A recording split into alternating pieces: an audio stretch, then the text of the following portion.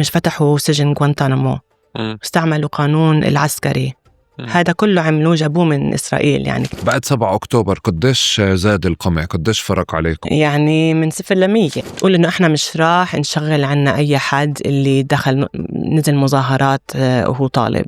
بعد ما صار في أكم من هيدلاين يعني بالجريدة إنه سحبوا كل الفيز بالألوفات، خلاص الناس خافت. فرانشيسكا ألبانيز والحق وحماس وقياداتها في نفس المكان، يعني بنفس الوصف. كولومبيا دايما فيها زي هي بنقول عنها زي هوت بيد على قضية فلسطين، يعني حتى قبل مع رشيد الخالدي وجوزيف مسعد وقبلها إدوارد سعيد، باقي حتى بدون ما حد يلحقهم صاروا هن يسكروا البرامج الفلسطينية والدراسات الفلسطينية. فحتى تخلوا عن أي شيء اسمه دعم الإرهاب وأعطوا يعني أعطوا إشي زي more concrete للanti-Semitism allegations. وأي تعريف اعتمدوا؟ دايما بقول إن الحكومة نقت واحد عشان يسووا الموديل، يعني محمود ما سكتش. طبعا في إشي صار داخلي، يعني عنا الحركات الشباب الفلسطينية كتير صارت أقوى، نظمت. إحنا هلأ بفترة كتير خطرة، بقول لك إنه كتير خطرة في مؤسسات مش راح تبقى موجودة بكرة. مرحبا، أنا اسمي ديارة شماس، محامية في أمريكا، وهلأ سجلنا حلقة طويلة عنا تقريبا 2 ساعة أنا وأحمد نحكي عن الوضع في أمريكا، وكتير دخلنا تفاصيل يعني. بس إن شاء الله خصوصاً اللي من برا، فلسطينية من برا اللي بتفرجوا عن شو اللي عم بيصير بأمريكا، يعني شوي جربنا شوي نوضح، وإن شاء الله تستفيدوا. ويعني للأسف العربي عندي مكسر كان، بس أحمد بقول لي إنه راح تفهموا علي، فإن شاء الله.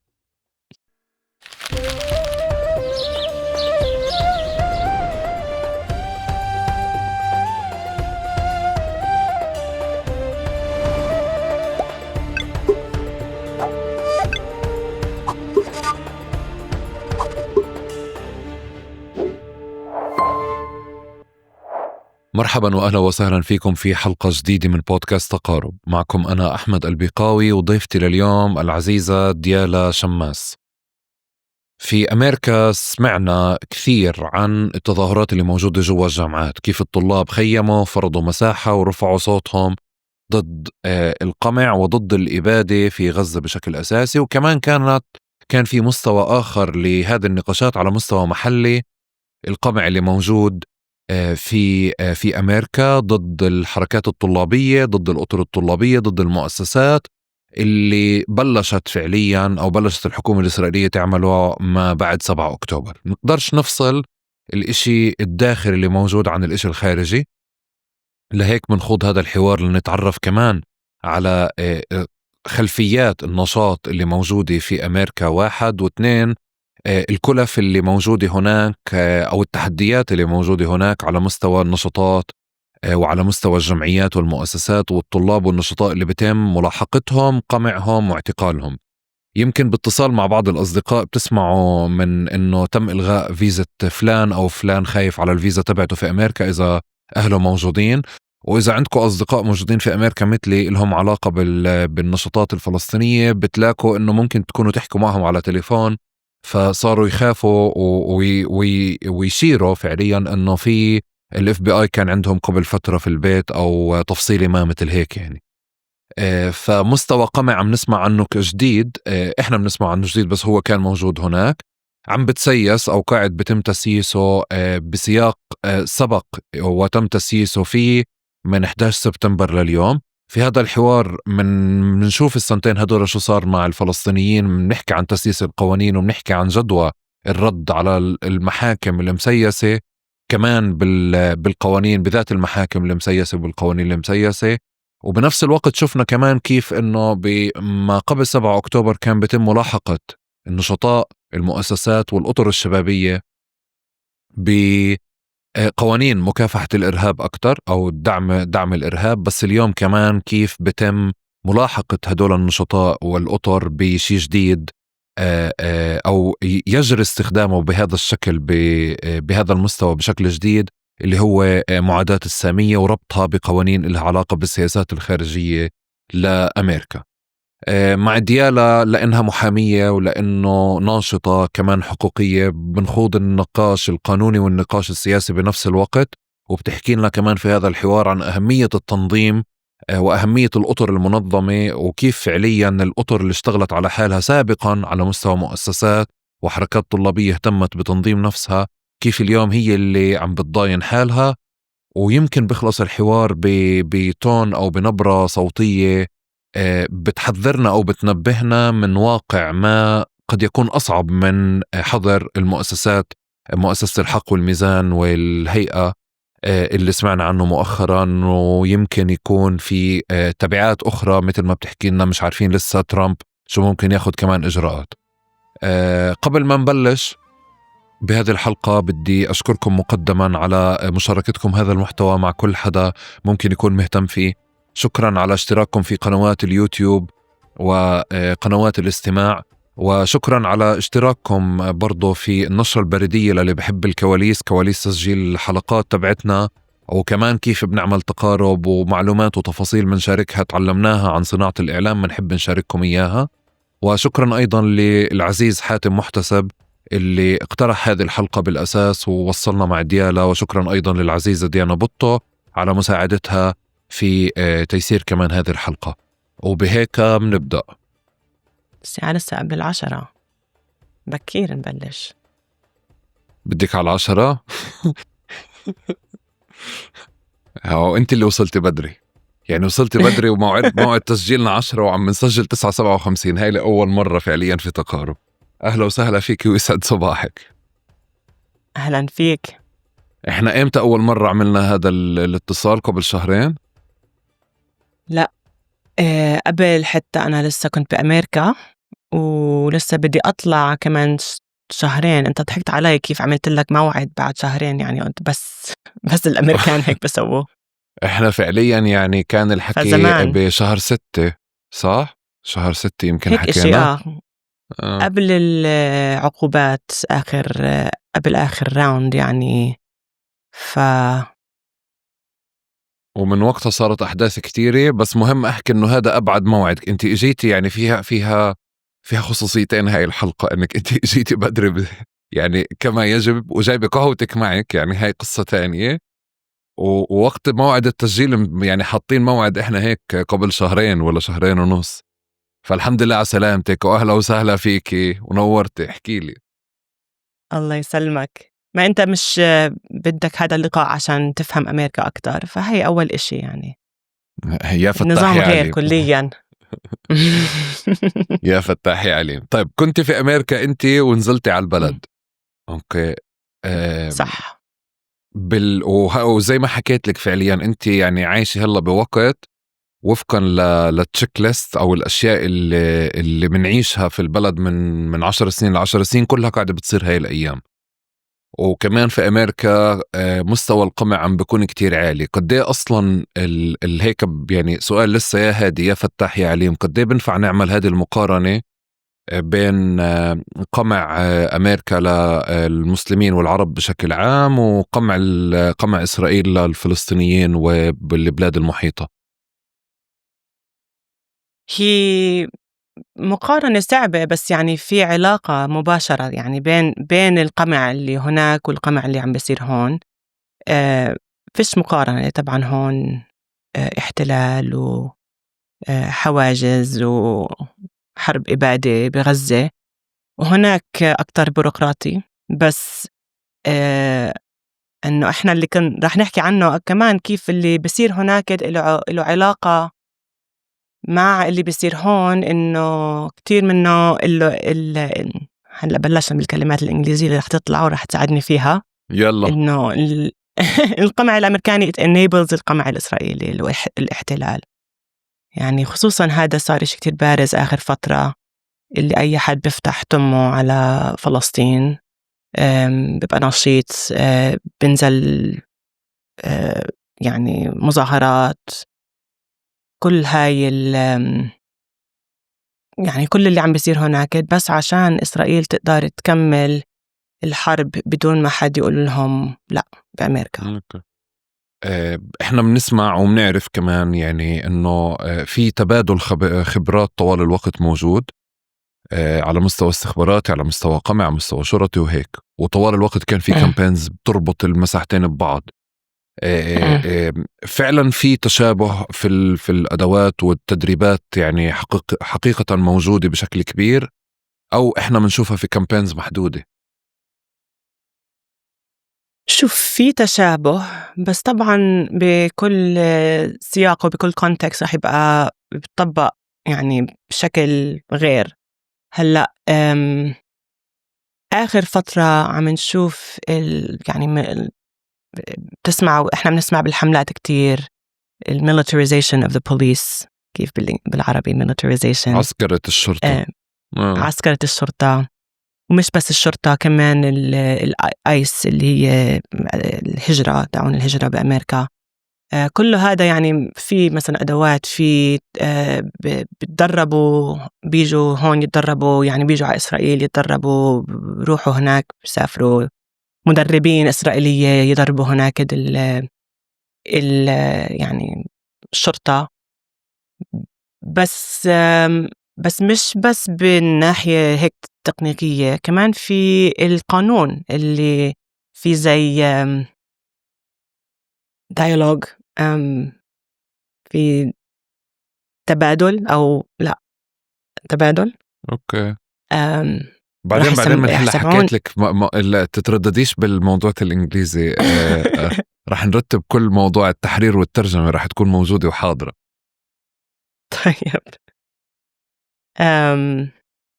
يعني بالقوانين وبالإجراءات القانونية، وكمان يعني كيف حتى الناراتيف، يعني كيف بستعمل هناك وبستعمل هون، يعني زي كل شو؟ قضية الإرهاب هذا أهم إشي. يعني نقول إنه ال- لغة الإرهاب والكونسبت تبع الإرهاب، إنه اللي إذا أنت بتقدر تصنف حد كإرهابي، خلاص كل شي بيصير. صار في إشي بالتو هون، كل شي بيقدر تسوي فيه، يعني تقدر تحطه، يعني تعتقله، تحط يعني تلاحقه، كل ال law enforcement tools هاي كتير يعني إلها قوة هناك وهون. طبعا هون بيقول عن أي حد إرهابي وخلاص، يعني آخر القصة. فهاي تصنيع. كيف الكهرباء عندك انقطعت؟ لا، قطعت الكهرباء ورجعت. عندك؟ رجعت، أوكي. فهاي يعني هاد إشي أكتر بارز بنشوفه، يعني كيف الكونسبت تبع الإرهاب مستعمل هون وهناك. و يعني أنا أول ما رحت على أمريكا كان لسه بعد 11 سبتمبر، يعني ب 2002 أول مرة رحت. بس بعدين ما رحت أدرس القانون، لاحظت إنه كمان كان في سياق جديد بأمريكا، اللي هو مش فتحوا سجن غوانتانامو، استعملوا قانون العسكري. هذا كله عملوه، جابوه من إسرائيل، يعني كتير تعلموا من تجربة إسرائيل مع الفلسطينية. وحتى يعني اللغة القانونية the cases, the legal precedents، يعني كلها أجت، يعني بنوا كتير من هاي الأشياء من إسرائيل ودخلوها على القانون الأمريكاني.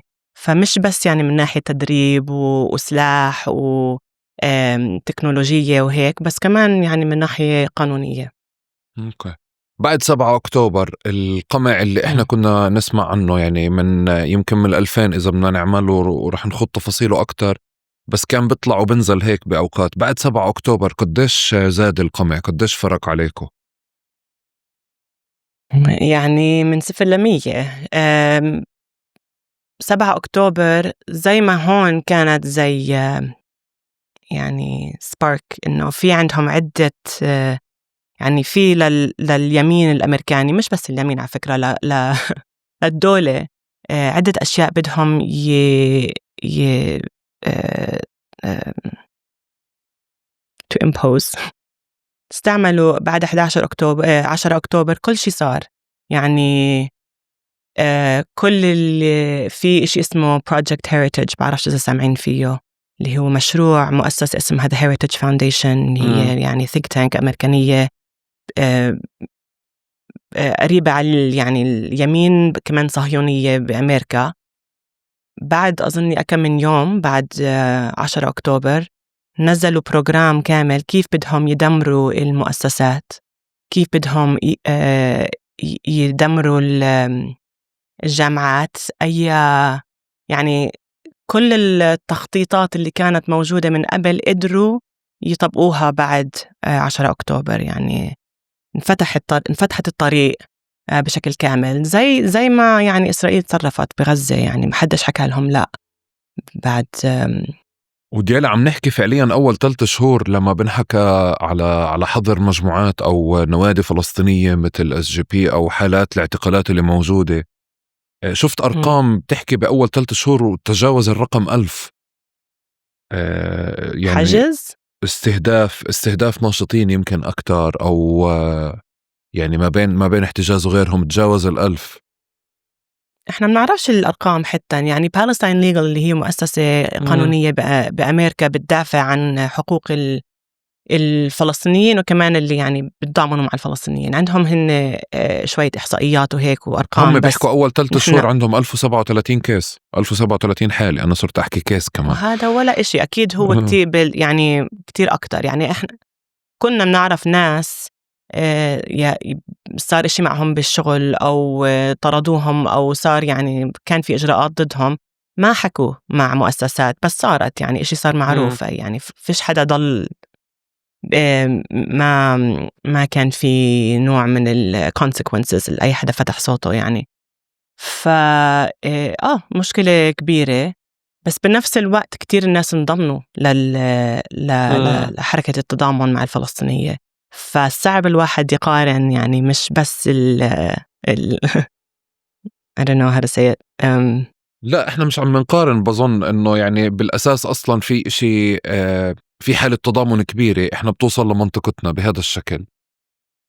وهذا يمكن رح نأكد عليه اصلا في الحلقة بكل مكان يعني. بس احنا ما زي ما كنت بحكي لك ما بوصلنا بكواليس هذا النشاط او هذا المخيم اللي موجود بالجامعة شو عم بصير. بنشوف محللين بيطلعوا من هناك، بس بنسمع انه عليهم قضية وقضيتين وثلاثة. اللي عنده أقارب وعنده صح. أصحاب بتلاقيه على التليفون صار بخاف زي اللي في جوا فلسطين، يعني ما بدوش يحكي حماس، بدوش يحكي كلمات. فهذا الشكل. بس ساعديني كمان هيك نفهم أكتر الجو، إنه إذا بدك تستحضري أشكال ملاحقة يعني قاعدة بتصير ما بعد 7 أكتوبر للطلاب والنشطاء. صح. هلأ الكل طبعا سمع عن محمود خليل، قضية محمود خليل اللي هو سحبوا له أو عم يجربوا يلغوا الفيزا تبعته، وهو actually عنده green card، يعني مش حتى فيزا. فهذه قضية الكل سمع عنها، هو مش وحيد، يعني في أكتر من واحد اللي صارت معه هيك. ففي هذه من ناحية الهجرة، في إلغاء الفيز لطلاب لمدرسين، بس مش بس طلاب ومدرسين بس، أغلبهم كانوا طلاب ومدرسين. فهذا إشي واحد. في كمان على مستوى الجامعة، كيف الجامعات هالقد خافوا من الحكومة إنه يعني كل الأدوات اللي الحكومة عندها بتقدر مثلا تسحب تمويل وهيك أشياء، فصاروا يكنسلوا يلغوا الجروبات مثلا SJPs. صار كتير واحد صعب يسوي مؤتمر بأي جامعة أو بأي أوتيل. حتى نحن أول في أكتوبر كان مفروض يبقى في مؤتمر كبير US Campaign for Palestinian Rights، مش فاطنة بالضبط إمتى كان مفروض يعني يصير، بركي بأكتوبر أو سبتمبر. لغوه عشان الفنيو اللي كان أوتيل في أكتوبر 2023. هو يا كان أكتوبر يا سبتمبر، مش فاطنة بالضبط. كان مفروض أروح عليه يعني أسافر. لغوا كل يعني ما حدش بده يستقبل هيك مؤتمر. هدول الأيام اللي يعني أول أيام شوي هلأ هذا تغير، يعني إحنا شفنا في مؤتمرات صارت وهيك، بس مش حيالله محل بيستقبل مجموعة فلسطينية بدهم يحكوا عن فلسطين أو أي إشي حتى يعني فلسطيني. في كمان طبعا الملاحقة اللي يعني مش إشي جديد، بس صار في تصعيد من الملاحقة من ال FBI أو حتى ال يعني local law enforcement من نيويورك ال NYPD، مش كل شيء يعني على المستوى الفدرالي. هذا مثلا كيف بيجوا على بيت حدا أو على الدورم على السكن، يسألوا أسئلة وين رحت ومع مين عم تتظاهر شو رأيك عن اللي عم بيصير بفلسطين ومين بتعرف هون راح على فلسطين، هيك أشياء. يعني هاي حتى لو ما في شيء بيصير بعد هذا اللقاء، شيء بخوف طبعا الواحد إذا طالب فجأة بيشوف 3 جايين على البيت عنه يسألوا أسئلة عن نشاطاته السياسية، خلاص راح يبطل. يعني إذا هو موجود على فيزا أو عنده أهل مثلا موجودين على فيزا، مش يعني مش رح يكمل، أو أغلب الناس يعني بتخاف تكمل بالنشاطات. كتير ناس ضاعت، يعني زي ما قلنا في employment، يعني الشغل. أي حد بيشتغل بمثلا مكاتب محاماة الكبيرة أصدرت زي يعني كتبت هدول المكاتب the large law firms اللي أنا عادة مثلا بشتغل معهم على قضايا، باخد معهم قضايا، تقول إنه إحنا مش راح نشغل عنا أي حد اللي نزل مظاهرات وهو طالب، يعني ضد الحرب الإبادة. هذا صار شيء، يعني تقريبا كل المكاتب المحاماة الكبيرة بأمريكا مضت اسمهم على هيك بيانات. فكمان هذا بيخلق جو اللي يعني مش مريح أبداً to say the least. إيش كمان في أمثلة؟ طبعاً التمويل. ذكرت أنت على سيرة التأشيرات، هي فكرة أنه يعني كمان الجالية اللي موجودة هناك العرب والمسلمين عموماً والفلسطينيين، كل واحد ساكن هناك جايب أهله على فيزا أو جايب أهله على قصة، فهم بيشعروا بتهديد أو بتم استخدامهم فعليا أو بتم استخدام هذا الموضوع كتهديد. التأشيرات ما سمعت شوي. الفيز أو التأشيرات فعليا كنت عم بشوف كمان أنه كمان كان في توثيق لسحب تأشيرات أو رفض تأشيرات أو كذا، فكان جزء من الشيء اللي هو بروفايل الناشط أو الطالب أو الحدا اللي كتب أو حكى أو كذا. فكمان يعني صرت عم بستحضر إنه في كمان رقابة ذاتية صارت موجودة عندكم بسياق إنه ما يعني عشان أهلك يضلوا عندك فعليا، فبلا ما تكتبي أو بلا ما تحكي، هيك صار الجو. أكيد 100%. يعني بقدرش أحكي لك العدد التليفونات اللي وصلتني من ناس بيقولوا أنا مثلا هون على فيزا طالب أو إشي مؤقت، ولغوا سفرهم، بطل حد يسافر عشان بخافوا لما يرجعوا على الحدود ما يدخلوهم. يا ما صارت يعني ناس تعرفها أنت أكيد كمان، يعني أنا كل اللي بعرفهم فترة طويلة مرقت فحدش استرجع يطلع من البلد. وهذا كان هو يعني مش صدفة، هذا لما خطفوا محمود خليل وخطفوا رميسة وخطفوا هدول الطلاب اللي كانوا ينزلوا يعني يتظاهروا زي بقية الناس، كانوا بدهم يخلقوا هذا جو يعني الناس تصير تخاف تفتح تمها وتخاف تتحرك. كتير أثرت. بس كمان يعني لسه احنا بمرحلة مختبر.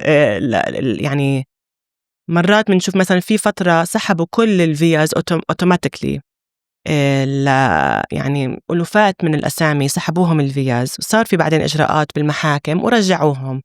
بس بعد ما صار في أكم من هيدلاين يعني بالجريدة إنه سحبوا كل الفيز بالألوفات، خلاص الناس خافت حتى لو رجعت بعدين. هذا اللي بخلق كمان جو خوف وبعدين chilling effect مثل ما بنقول بالإنجليزي، بعرف شو كيف بالعربي نترجمه. بس الناس بتصير تبطل تعبر عن حالها، بتصير تخاف تمضي بيانات، تحط اسمها على مثلا إذا كتبت إشي أونلاين تنزله كله يعني من وسائل الإعلام. هاي يعني هذا الجو، ولساته هو الجو بأمريكا، مش للكل. في ناس طبعا خصوصا اللي معهم جنسية، اللي معهم باسبورتات، اللي عندهم هيك أريح الوضع، بيقدروا هن يكملوا. بس اللي معهمش، اللي وضعهم مش ثابت بأمريكا، قليل تسمع حد هلأ يفتح تمه بشكل يعني public. طب في إشي مش قادر أفهمه، اللي هو شفت كمية حسابات إسرائيلية بتلاحق ناس موظفين عاديين، يعني هم مش نشطاء. ممكن يكون واحد كتب بوست فيسبوك، ولا واحد كتب بوست على، ولا نشر ستوري ولا كذا، بصير نفس اللي بصير بال48، اللي هو يعني زي كأنه في فترة من الفترات كانوا الفلسطينيين في ال48 عايشين مع إسرائيليين في مستشفيات ومؤسسات وهيك، وفجأة فعليا الواحد عبر عن موقف ورفض للإبادة أو لقتل الأطفال أو كذا، بصير في الحملات أو حملة موجودة عليهم، أو حتى بتوصل لبلاغات شرطة. يعني شفت هذا الإشي في أمريكا بس منظم أكتر، وشفت حسابات تويتر بتتابع الناس هاي، وبتضل تتابع القصة لحد ما يفصلوا الشخص. هدول يعني أنت بتعتبريهم كمان جزء من القمع، ولا لأنه كمان هدول خارج سياق الحكم جزء؟ لا، 100%. شوف هذا الإشي، هاي أساليب قديمة يعني من قبل أكتوبر 2023، بس صار في يعني تصعيد بهدول الحسابات. أنت عم تحكي مثلا كناري ميشن، معروفة كناري ميشن قديمة، يعني لهم كناري ميشن قديم. هلا في أنتيسيميتيزم يعني يمكن 300 حساب، في stopantisemitism.org، في بطار، في بطار اللي هي شيء دولي بس عندهم هلأ فرع في أمريكا. في كتير من الحسابات هدول، كلهم هلأ يعني منعرفش مثلا مين اللي عم بمولهم. في كتبوا صحفيين كتير إنه لهم علاقات مع دولة إسرائيل، بس هدول الحسابات قبل أكتوبر وقبل ترامب كانوا أكتر يشتغلوا على الموظفين وطلاب واللي بيشتغلوا بالمستشفيات مثلا، ويجربوا إنه يخلقوا جو إنه الموظف بعدين بطردوه من الشغل عشان هالقد في harassment وهيك. بعد انتخابات ترامب، بعد ما انتخبوا ترامب، صاروا هدول نفس الحسابات يقدروا هن يحركوا الدولة. يعني هلأ بيقدروا هن يشتغلوا على المستوى الهجرة والفيز، هدول نفس القائز، وصاروا يركزوا على الطلاب اللي ما عندهم جنسية. من قبل كانوا الكل يعني أي حد ممكن يأثروا عليه، يطردوه من شغله أو هيك، يعني أكتر على مستوى السمعة. يعني أي حد ب20 سنة بده يقدم لشغل، راح إذا أول إشي بتفتح على جوجل خلاص، يعني إذا كناري ميشن بروفايل بيقول عنه أنت سميت وإرهابي وأبصر إيش، يعني بأثر كتير على الحياة تبعته. بس آخر فترة خلص إنه بتقول إنه ركزوا إنه بيقدروا هن يعطوا الأسامي هدول، يوصلوهم للحكومة، وبيقدروا هلأ الدولة اللي رح تسوي الشغل اللي من قبل كانوا هن يعتمدوا على حالهم يسووه. فهمت علي؟ فمحمود خليل قبل ما ال DHS أو ICE أجوا يخطفوه من باب داره، كانوا هدول الحسابات يستهدفوه. كان في قائمة طلاب اللي موجودين على فياز، أو إنه هن ادعوا موجودين على فياز، اللي نشيطين بالمظاهرات أو يعني بروتست في الجامعات. كانوا عم بلففوا هالقائمة ويقدموها للحكومة، يسووا تاجينج Department of Homeland Security ولا FBI إنه تعالوا لحقوهم هدول، هيهم وهي عنوانهم.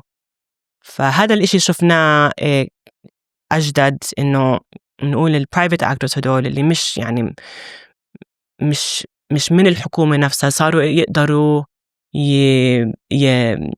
to enlist الحكومة بمشروعهم، مشروع القمع طبعا.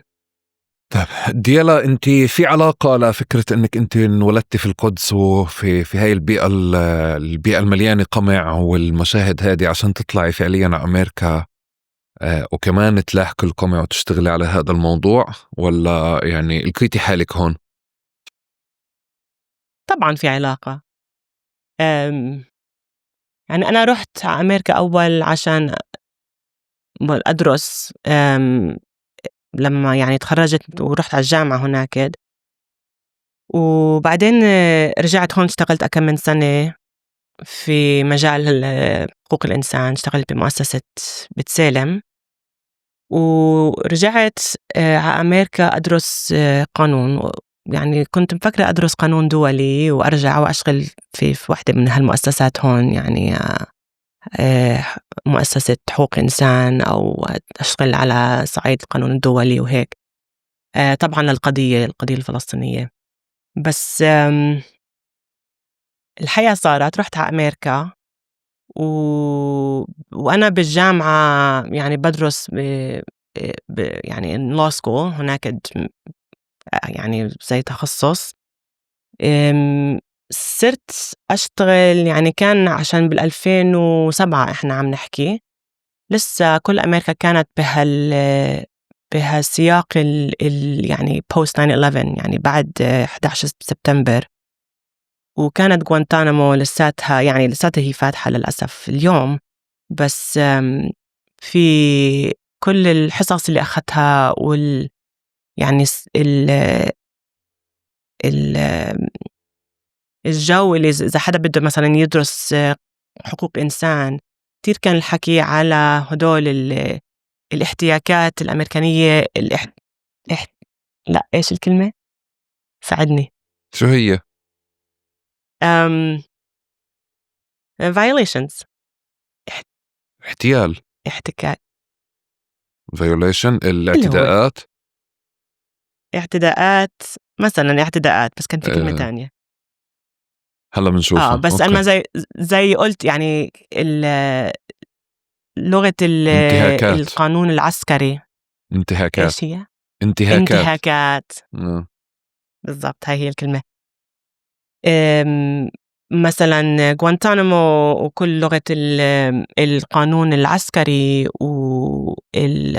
يعني كان في كتير شغل بهالسياق. وأنا اشتغلت على كم من قضية من معتقلين هناك في غوانتانامو وأنا بالجامعة.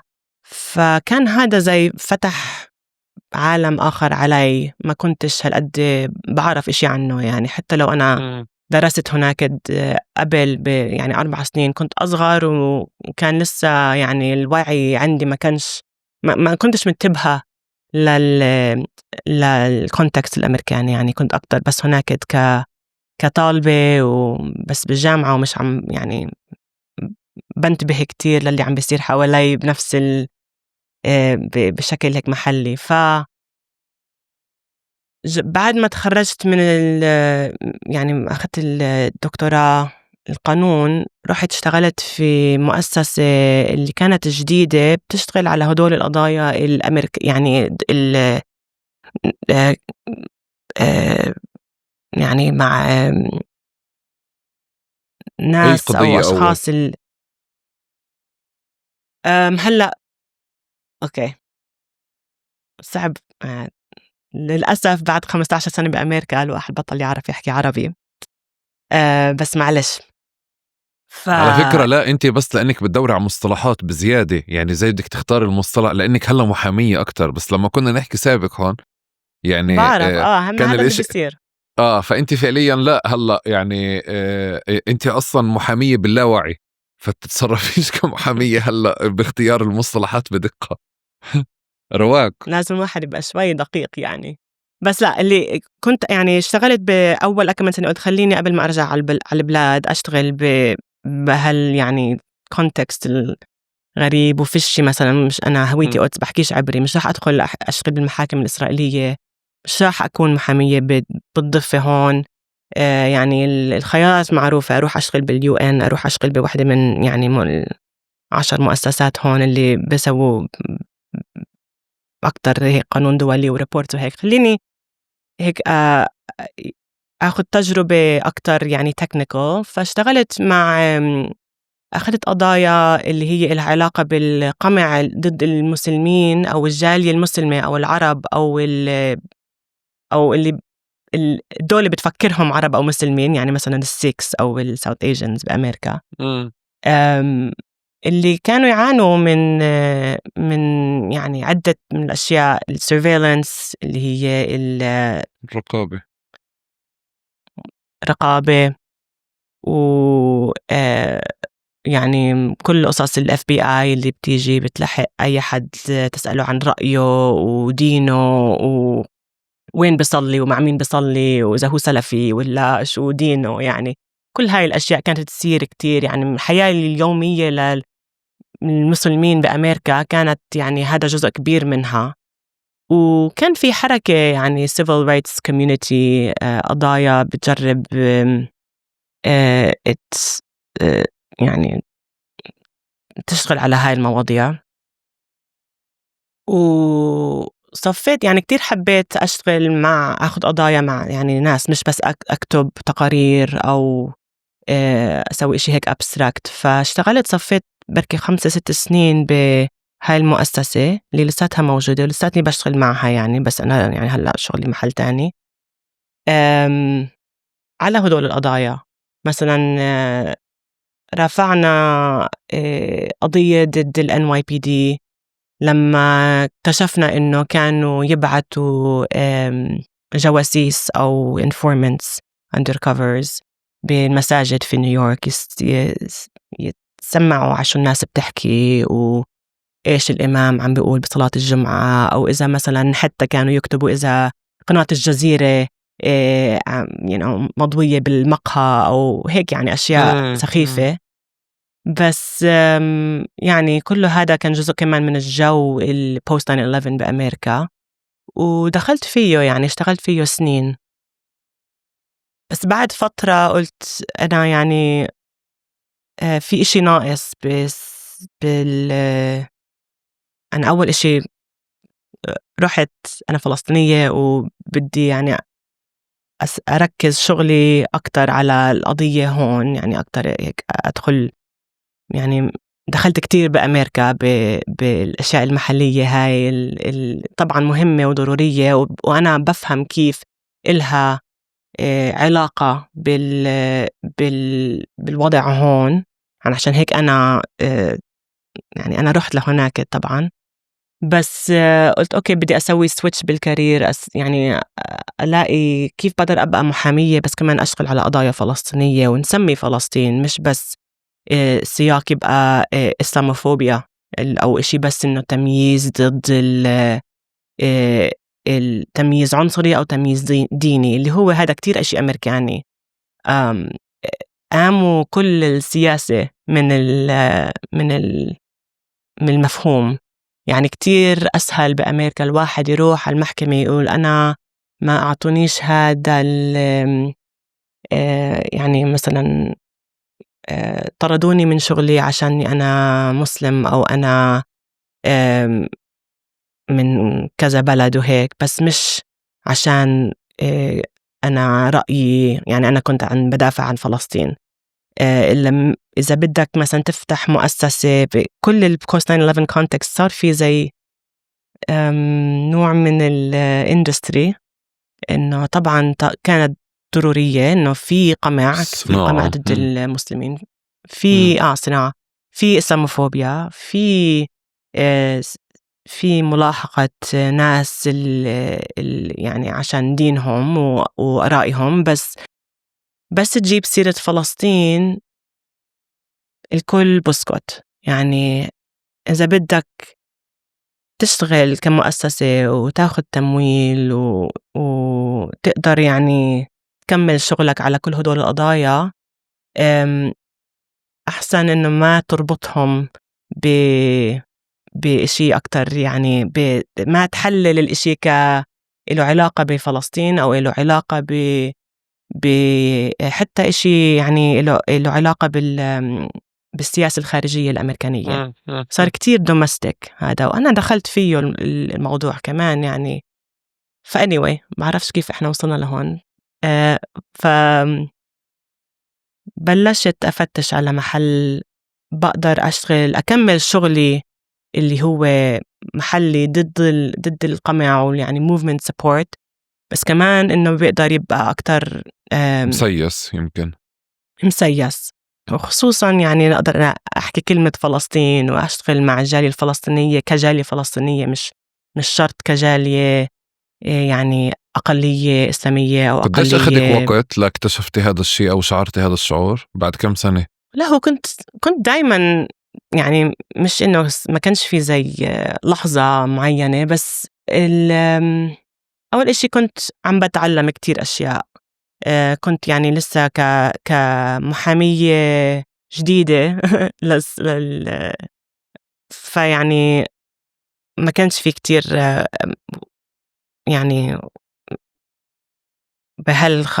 خمس سنين اللي اشتغلت فيها بالأول يعني ما كانش في مجالات تانية، وكمان كان في كتير شغل. يعني فعلا كان القصص اللي بقدر أحكي لك إياها اللي كانت تصير مع الجالية دول اللي يعني خصوصا الجيل الشباب اللي يعني سافروا أكتر، أغلبهم كانوا يعني الكلاينتس تاعونا من باكستان، من أفغانستان، من بنغلاديش.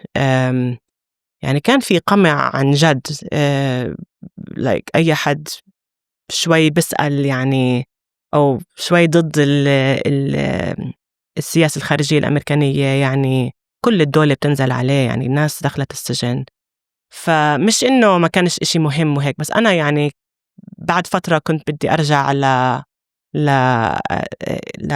يعني السبب اللي أنا رحت عليه بأمريكا يعني من الأول. فبعد 6 سنين، بعد 5 سنين اشتغلت يعني جامعة كلاسيك يعني International Human Rights، درست شوي. بعدين صفيت وين أنا هلأ موجودة، اللي هو مركز الحقوق الدستورية في أمريكا Center for Constitutional Rights. هي واحدة من المؤسسات الوحيدة الأمريكانية اللي فعلا يعني اشتغلت على فلسطين، أخذت قضايا فلسطينية. يعني قبل بوقتي من زمان كنت أسمع عنها دايما. يعني كمان اشتغلت كتير على غوانتانامو، اشتغلت مع المؤسسة وأنا يعني من قبل على قضايا المراقبة، يعني ال FBI surveillance وهيك أشياء. بس اشتغلت مثلا كان في مرافعة ضد كاتربيلر لما باسم ريتشل كوري، اللي أجنبية اللي قتلوها في غزة. في غزة كانت وقتها الأمريكانية يمكن في بالضبط في قتلتها غزة. الجرافة.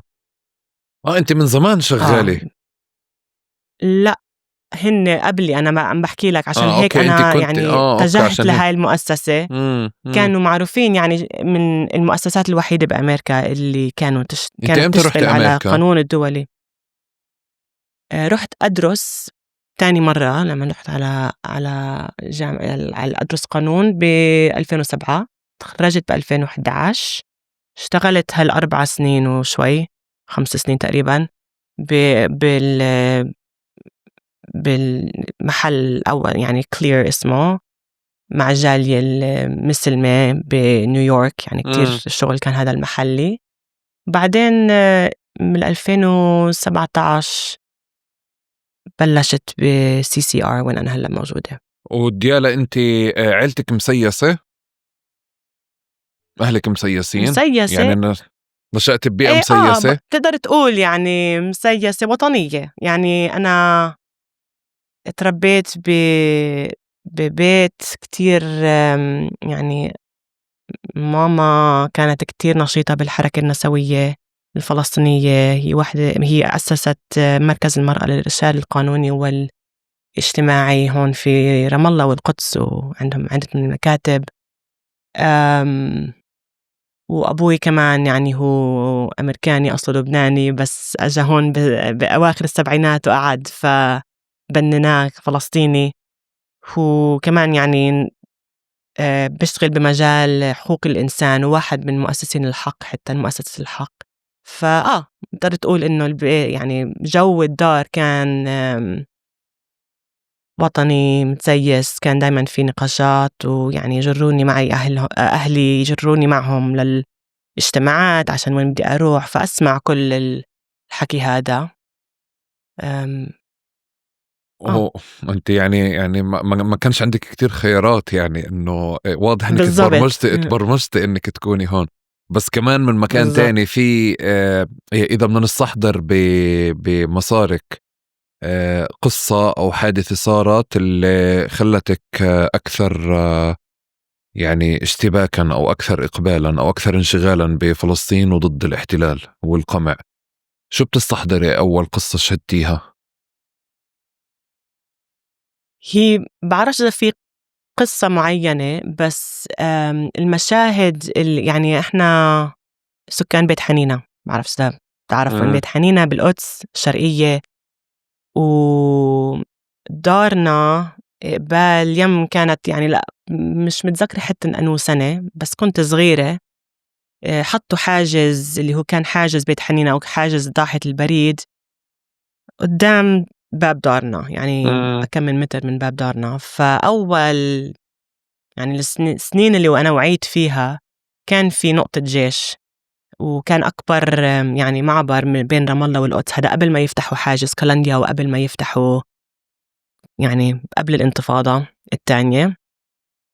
فكل حياتي يعني زي أغلب الفلسطينية بتسألني أنو سنة صار إشي، بقدرش أقول لك أن بالضبط أنو سنة، بس بقدر أقول لك شو كان وضع الحاجز وقتها، يعني أنو طريق كنا ناخد عشان نوصل للمدرسة، أو أنو يعني زي تعرف الفلسطينية زي سيل المي بتسكر من محل ونفتح من محل تاني. فكله هذا كان قدام بيتي، يعني العمال اللي بدهم يدخلوا على القدس كانوا يمرقوا من البستان عنا أو من وراء الدار، أو كل فترة كان إشي.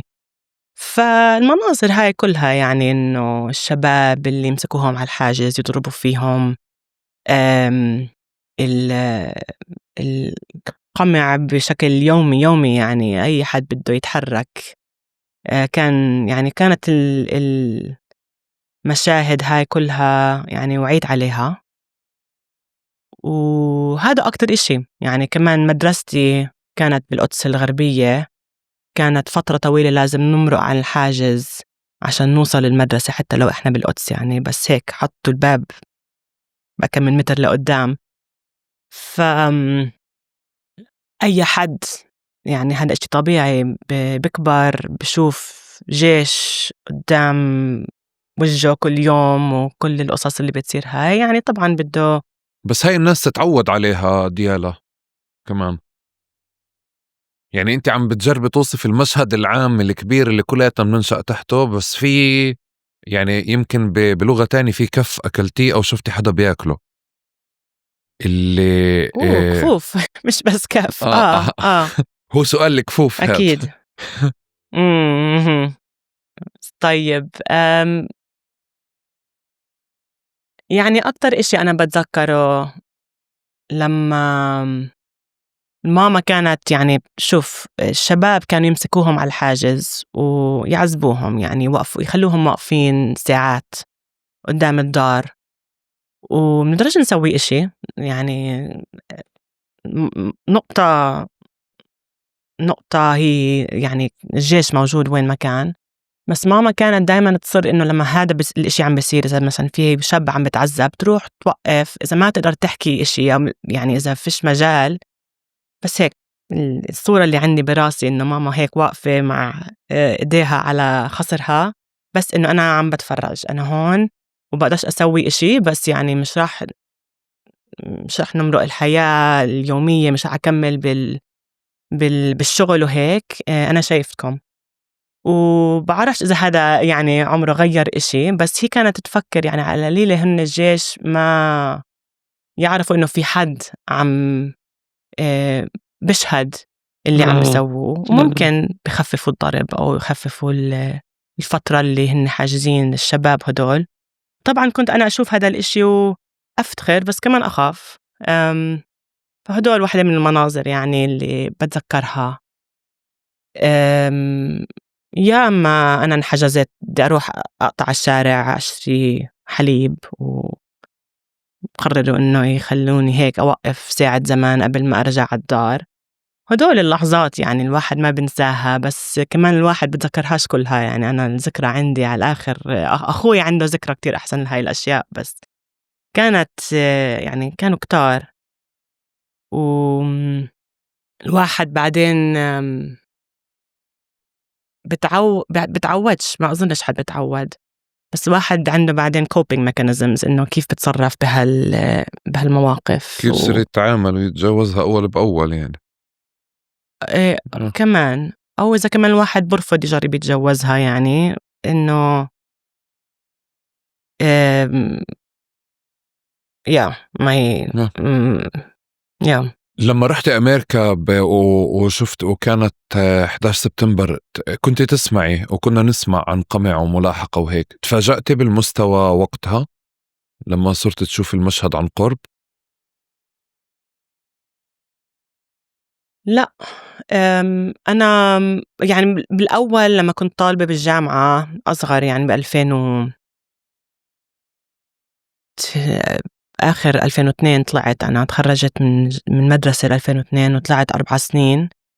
كان لسه أول الحرب في العراق، ومظاهرات كبيرة، ويعني كنت أسمع يعني كان في مثلا الأنسيرز، أو كان انتصار في غزو العراق وانت تسجيل. هناك يعني. أنا رحت بعد ما بلشت، بس لسه كانت يعني 2002. فقضيت أول سنة ونص انتفاضة هون، تاني انتفاضة، وبعدين طلعت على أمريكا. والجو كله كان يعني اليسار بالجامعات، أو كان في حركة ضد الحرب، يعني anti war movement. بس كمان يعني كان في حركة منيحة ضخمة. فأنا هذا كان كله جديد علي، إنه أفكر هيك إنه إيش أمريكا عم بتسوي بالعالم، عشان هون كنت كتير هيك مركزة على اللي قدامي وإسرائيل ودورها. بس طلعت على أمريكا، وهذا كان يعني السياق العام. القمع أنا انتبهت له أكتر لما رحت أدرس قانون، وفتحت عيني على كل القضايا هاي. يعني زي ما قلت غوانتانامو، إيش كان عم بيصير في إيش صار بعد 11 سبتمبر. هو أكتر يعني ضد كل المنظمات اللي كانت موجودة، أو المؤسسات اللي كانت موجودة الفلسطينية، بس كمان المسلمة، وأكتر يعني من بس يعني مسلمة العرب. بس ما يعني كانت غير، كانت أكتر. يعني مش زي ما قلت، مش احتلال، مش جيش، مش نفس الشيء أبدا. لما قاعد بشوف الأرقام، بشوف إنه يمكن أول 11 شهر كان في ما يقارب 800 حالة اعتقال. لما كنت بدور على قصة المتابعة أو الرقابة على المساجد، بتعرفي هسه وأنا قاعد بحكي بتذكر الصور لما كيف كانوا مثلا لما بدهم يعملوا تقارير إخبارية كيف بيجيبوا فعليا إنه المسجد تحت الرقابة وهيك. فكان إذا في شابين طالعين برا المسجد بصوروهم زي كأنه يعني هيك حتى الصحفيين إنه هيك شكل الرقابة. وكأنه فعليا كان في إشي. بس هسه لما الواحد هيك برجع بتطلع على القضية بأثر رجعي بتحسي يعني كنا كمان شاعرين إنه في بالمساجد عم بكون في إشي عظيم عم بطلع يعني كما يصورون. وبعدين بالآخر بتكتشفي بالقضية وأنا عم بقرأ عنها يعني إنه شيء استغلال لقوانين أمن قومي لضرب جالية مسلمة، لضرب جاليات عربية بكل الأشكال. وأظن وصل الرقم للمساجد اللي كانت متابعة 250 مسجد، يعني هدول تحت الرقابة. بعرفش يعني أكيد كل جالية مسلمة بأمريكا كل مسجد كانت تحت مراقبة. بنحكي عن نيويورك بس. ونيويورك بالضبط. ونيويورك بالذات عشان في جالية كبيرة، ومن عدة يعني الأهل نيويورك من كل يعني بيجوا من وين ما كان، من كل الدول. في بتذكر كان في لما طلع التقرير عرفنا عن كيف كانوا يراقبوا المساجد. كان في تقرير على المغاربة في أمريكا، التقرير على الإيرانية، الجالية الإيرانية، تقرير على كل حارة دخلوها ويعني يعرفوا مين عم بيحكي وإيش. بس صنعوا قضايا ضد أغلبهم شباب كانوا، وعشان يقدروا to justify المراقبة والقمع هذا. كان في يعني هدول من القضايا اللي اشتغلنا عليهم، يعني يبعتوا حد to entrap، بعرفش ايش الكلمة، يعني يزقط ايش.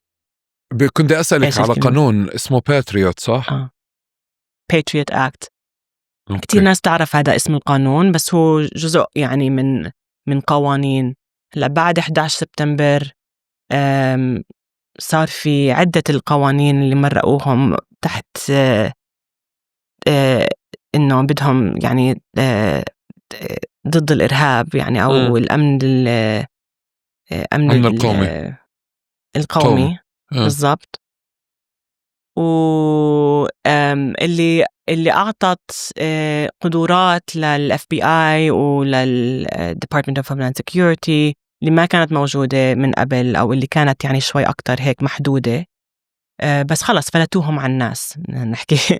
فبطل في يعني إذا واحد ملاحق مع ال FBI مش لازم، يعني مش مطلوب منه إنه يعطي أي دليل معين إنه يقدر يكمل مراقبته لشاب أو شو عم بحكي، أو يروح يزوره على البيت مثلا، أو إحنا بنحكي عن زيارات، بس هدول مش زيارات طبعا، هدول interrogations. اقتحام لا، هو بيجوا بدقوا على الباب يعني، بس فيش عندك خيار، لازم تعزمهم. فكتير من الشغل اللي اشتغلناه أول كم من سنة إنه نروح بالإنجليزي know your rights، يعني أعرف حقوقك. نروح على مساجد نحكي للناس إنه إذا بيجوا عندكم ال FBI على البيت، أنتوا يعني مش مجبورين تفتحوا لهم الباب وتدخلوهم وتفضلوهم شاي وقهوة وشربوهم وتحكوا لهم عن كل حياتكم. يعني إنه هذا كمان جزء من التعليم، أو لازم كان political education كنا نسويه كمحاميين. يعني أغلب الناس إذا واحد جديد جاي من بنغلاديش أو باكستان ومتعود على إنه ما فيش يعني تحكيش لا لأي حد من الدولة اللي بيجي اللي بيجي. فكان لازم في إنه وعي سياسي ووعي قانوني لهدول الناس. هذا كان جزء كبير من الشغل. بس فأنت سألتي على الباتريوت أكت. يعني هدول القوانين انتشرت، واحدة من القوانين اللي يعني كتير أثرت وكتير استعملوها، لساتهم عم بيستعملوها، وخصوصا هلأ اللي عم بتتوسع، هي بالإنجليزي Material Support to Terrorism Laws، اللي دعم الإرهاب المادي. دعم الإرهاب المادي. صح. فهذا طبعا في عقوبات جنائية، وكمان عقوبات هذا اللي تسكرت فيه عليه بمؤسسات وجمعيات واعتقلوا ناشطين كتير عليه، صح؟ كتير تسكرت عليه. لاحقوا ناس كتير من بعد هذا القانون. بس هلأ اللي عم نشوف إنه كيف هن صنفوا، أو كيف يعني بيقولوا إنه دعم الإرهاب. أنا وياك ممكن نسمع الكلمة هاي منفكر إنه هذا إشي دعم مالي، صح؟ إنه أنا ببعت مصاري مثلا لمؤسسة إرهابية أو إشي إرهابي. بس هن قصدهم إشي كتير أوسع. حتى الدعم من نقول الادفوكسي، يعني تدخل حملات مع شخص أو مؤسسة اللي هن صنفوها إرهابية، هذا صار إشي ممنوع. زي الحق هلأ مثلا. هلأ إحنا عم نحكي عن العقوبات اللي حطوهم على المؤسسات الفلسطينية، الحق وPCHR وهيك. بس كمان قبلها الضمير، وكمان المحكمة الجنائية الدولية أو القضاء اللي في المحكمة هاي، كلهم هلأ صاروا تقدرش تتعامل معهم زي ما من قبل تقدرش تتعامل مع حماس. يعني صاروا على نفس القائمة، حتى لو بس لازم يعني to be precise آخر راوند يعني فرانشيسكا ألبانيزي اللي هي السبيشال رابورتور، الحق PCHR والميزان، هن مش ما صنفوهم كإرهابيين، صنفوهم في قانون تاني أو في executive order، قرار رئيسي تنفيذي. إنه ضد المحكمة الجنائية. يعني أي حد تشتغل مع إنه يجيب قضايا ضد إسرائيل أو ضد إسرائيل أو أمريكا بالمحكمة الجنائية الدولية، هن كمان صاروا ممنوعين. بس هي القائمة اللي بنحطوا عليها بالآخر اللي هي Specially Designated Nationals List نفس الشيء، نفس القائمة، فصاروا بنفس الكاتيجوري. يعني أي حد هلأ بده يبعت لهم مصاري طبعا ممنوع الإشي. انت معلش بس عم تحكي لي فرانشيسكا ألبانيز والحق وحماس وقياداتها في نفس المكان، يعني بنفس الوصف. يعني باختصار فهذا الإشي يعني لا يصدق طبعا. هذا تصعيد كبير. ودايما هدول القوانين كانت يعني كنا دايما نجرب نخلق وعي إنه هدول لازم نراجعهم القوانين وشوي في شغل، يعني عشان مش بس يعني القائمة هي طويلة. قبل فرانشيسكا كانوا حاطين كتير مؤسسات، وكمان كل الفصائل السياسية الفلسطينية يعني موجودة على القائمة. مزبوط. الأحزاب فبس هلأ يعني حطوا الحق والمؤسسات يعني بتشتغل على القانون الدولي، هن هلأ صاروا ممنوعين. بس مش إيش المصيبة، مش بس إنه هلأ التمويل رح ينقطع، بس كمان يعني الدعم الشغل معهم، أي نوع من الشغل مع هالمؤسسات صار لأي حد أمريكاني أو أي حد في له علاقات في أمريكا، أو مثلا إذا مؤسسة إلها مكتب في أمريكا، صار هذا ممنوع. يعني إذا واحد يعني في عليها عقوبات جنائية إذا بت يعني if you violate those restrictions. فشي كتير شامل وكتير صعب، وطبعا أزمة كبيرة هلأ بالشغل وبكل يعني كل المؤسسات يعني كلنا شغلنا رح يتضرر.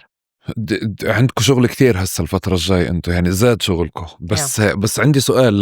لما مثلا القوانين، لما هلا مثلا بنحط انه الحق صارت على قائمة ما، او فرانشيسكا على مكان ما، او حزب جديد على قائمة ما، المحاسبة او المتابعة بتصير ما بعده ولا ما قبله كمان؟ ما بعده. فهذا إشي واضح يعني، بس من يوم اللي حطوا العقوبات هدول، هذا يعني أي إشي من ما بعده بصير ممنوع من وجهة نظر القانون الأمريكاني. أوكي. اللي قبله طبعا لا، كلنا بنصفي بالسجن. بس حتى لو يعني كل الشغل اللي لأنه يعني بتعامل ضروري هلأ.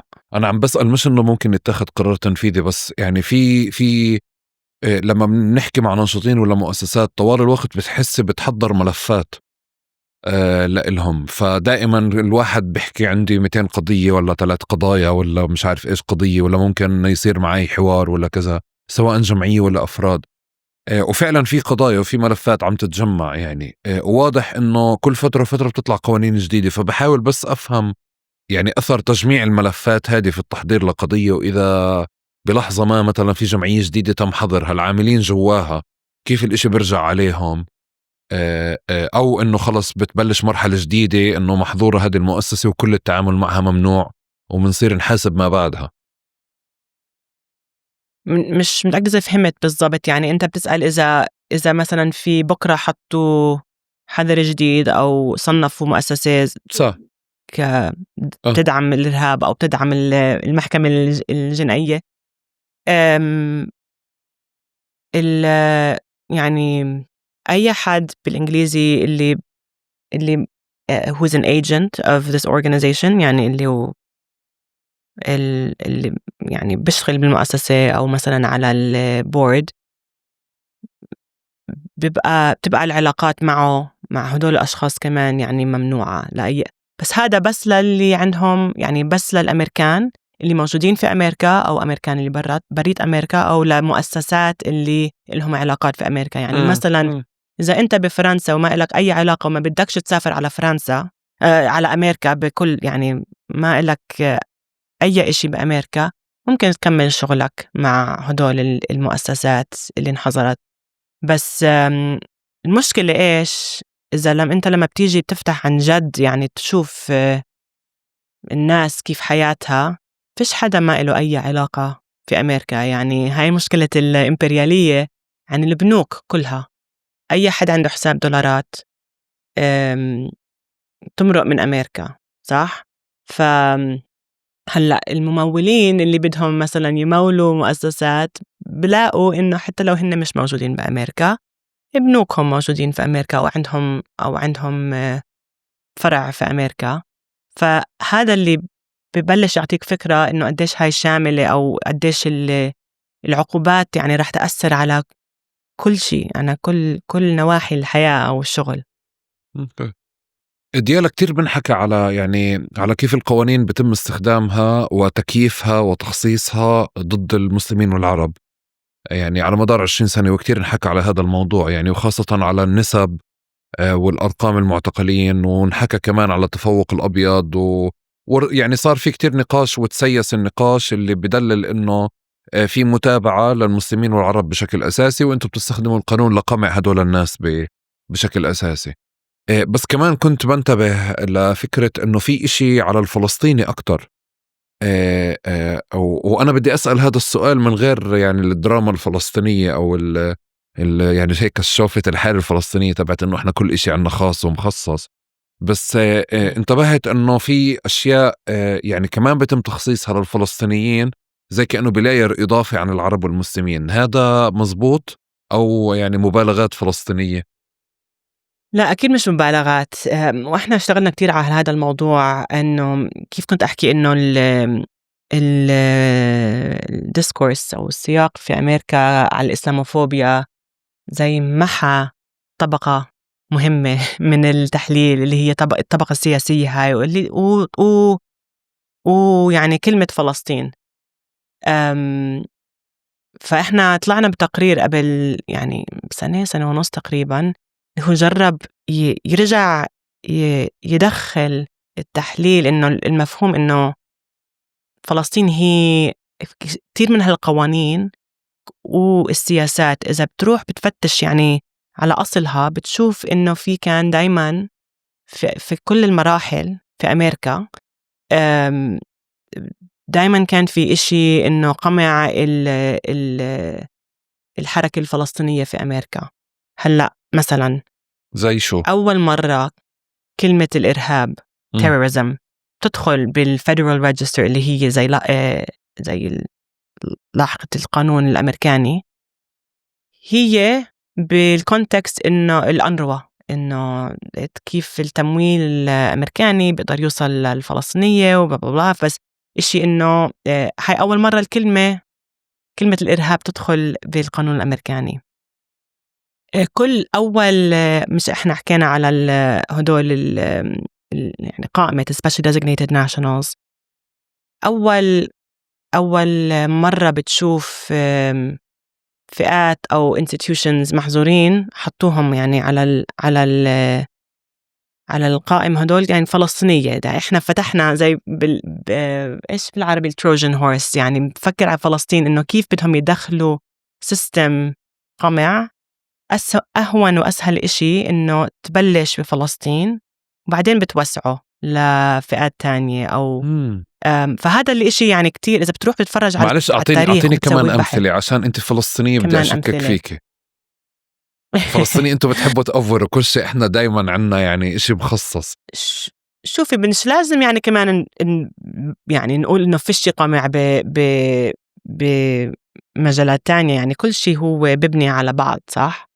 بس مثلا كل القضايا اللي أول أول قضايا اللي حاكموا فيها تحت هذا قانون الماتيريال سبورت تيروريزم كانت ضد مؤسسات اللي هي إسلامية بس فلسطينية، يعني هولي لاند فاونديشن اللي معروفة، كانت من أكبر المؤسسات في أمريكا الفلسطينية، كهويتها فلسطينية، تبعت مصاري تدعم الشعب الفلسطيني يعني كهيومانيتاريان ورك. وكانوا جربوا يلحقوهم قبل 11 سبتمبر وما قدروا يعني ما قدروا يكملوا بالملاحقات هاي. بس بعد 11 سبتمبر بأمريكا خلص كل شيء صار معقول، وشفنا الملاحقة وسكروا المؤسسات ودخلوا واعتقلوا لساتهم في منهم بالسجن. هدول اللي كانوا كل الليدرشيب يعني تعاون هدول المؤسسات، هدول يعني كتير أثروا على القطاع كامل. يعني كل شيء له هلأ إذا بتشوف بالتقارير ال ACLU بيقولوا Muslim philanthropy، يعني قاموا فكرة فلسطين من المفهوم، بس يعني هم كانوا مؤسسات فلسطينية. فهدول الإكزامبلز نفس الشيء يعني اللي عم نشوفه اللي هلأ عم بيصير اليوم بالجامعات. هلأ اليمين الأمريكاني لهم سنين بدهم يقيموا من تمويل الجامعات عشان بيقولوا إنه جامعات ليبرالية وكل اليسار دايما هناك يعني بتسيسوا طلاب وبصيروا يساريين وهيك. بس كيف يقدروا يطبقوا هذا القمع يعني بعد أكتوبر؟ إنه زي أعطيناهم حجة عشان كتير أسهل إن تقول إنه إحنا لازم هلأ نشتغل ضد الإرهاب والأنتيسيميتيزم على في الجامعات الأمريكانية، بس هن عم بيسحبوا مصاري من الأبحاث أو مراكز الأبحاث اللي ما إلها علاقة بفلسطين، بس يعني من كل شيء عشان في مشروع قمع الجامعات وكل المؤسسات الدراسية اللي بيعتبروها إنه يسارية أو you know يعني I don't know basically يعني أنت قاعدة تحكي لي progressive. فعليا هون مثلا نموذج جامعة كولومبيا، إنه عم بتحكي لي إنه هي على مدار سنوات طويلة، بس لما بتحكي على مدار سنوات مثلا كم سنة، شيء قريب ولا شيء بعيد؟ كولومبيا دايما فيها زي هي بنقول عنها زي هوت بيد على قضية فلسطين، يعني حتى قبل مع رشيد الخالدي وجوزيف مسعد وقبلها إدوارد سعيد يعني موجودين كلهم بكولومبيا. ففي هدول المؤسسات الصهيونية زي كان في دانيال بايبس بالزمانات وكامبس واتش و يعني كناري ميشن، يعني كانوا دايما يركزوا على كولومبيا. وهي يعني بس اللي بتشوفه هلأ بشكل يعني أكتر من بس كولومبيا، هارفارد وكل الجامعات. وهي مش بس خرجت ناس فلسطينيين، هي كمان خرجت ناس تانية. بس قصدك بس بحاول أفهم إسرائيلية عليك وصهاينة يعني هي طبعا بس إنه في مدخل لإلغاء هذه يعني لإلغاء هذه المساحة جوا الجامعات بحجة فلسطين اليوم عم بيكون هيك صح. بس المساحة مش بس مساحة فلسطين، مساحة يعني LGBTQ+ rights أو بقولوا هن في حرب ضد critical race theory اللي أي شيء له علاقة critical race. I don't know how to say that in Arabic. أنت ولا أنت بتعرف أكيد. يعني الدراسات اللي بتعتبر progressive بأمريكا في مشروع يعني له سنين بدهم يسكروا كل المراكز هاي يعني ما بين قوسين كل النقاشات التقدمية التحررية اللي كانت موجودة هناك على مدار السنين. في اليمين جوا أمريكا كان عم بيشتغل طوال الوقت على إنه يسكر هذه الهوامش. اللي بفهمه منك بالزبط. إنه بحجة فلسطين هي اللي ساعدتهم أو على هامش التظاهرات الأخيرة اللي إحنا شفناها. فهلا فعليا عم بتم قمع الجامعات بحجة ما بين قوسين الإرهاب ودعم الإرهاب اللي صار جوا الجامعات في كذا. واو بالضبط تحت حجة. في مثال تاني غير كولومبيا؟ كل الجامعات هلأ إحنا مش بس لا بكولومبيا قصدي عم عشان نشوفه بس هذا تفاصيل. أنا عارف، بس قصدي عشان يعني نفهم التفاصيل أكتر. يعني هارفارد كمان مش جروا الرئيس أو رئيسة تبعت هارفارد قدام الكونغرس و سألوهم مليون سؤال عن كيف عم الجو بهارفارد مش مريح للجالية اليهودية، في أنتي سيميتيزم يعني الكلمة هاي. فصار كمان يعني بهارفارد. بعدين اللي عم نشوفه بأمريكا حالياً إنه هالقد في خوف إنه يعني بعد ما عملوا أكم من نموذج، يعني هارفارد كولومبيا هدول مشهورين صاروا، إنه الكل شاف شو صار فيهم وش سووا ترامب administration معهم. باقي حتى بدون ما حد يلحقهم صاروا هن يسكروا البرامج الفلسطينية والدراسات الفلسطينية. يعني مش بس فلسطين، أي إشي اللي هن بفكروا إنه ممكن الترامب administration يبقوا يعني ممكن يستهدفوها. ويعني هاي مشكلة كبيرة. يعني حتى في كلمة عم بنساها بالإنجليزي بس منيح اللي نسيتي إشي بالإنجليزي، كوش بتنسيه بالعربي اليوم. يا هو الوضع حاليا يعني صعب. آخر أكم من أسبوع بعد يعني آخر إجراءات هدول لما اللي أخدوهم ضد المؤسسات الفلسطينية، وفي كتير إشاعات عم تطلع إنه إيش راح يسووا بعدين. بقدر أقول لك إنه الجو خصوصاً عند المؤسسات في أمريكا، الممولين في أمريكا، الحراك، يعني أي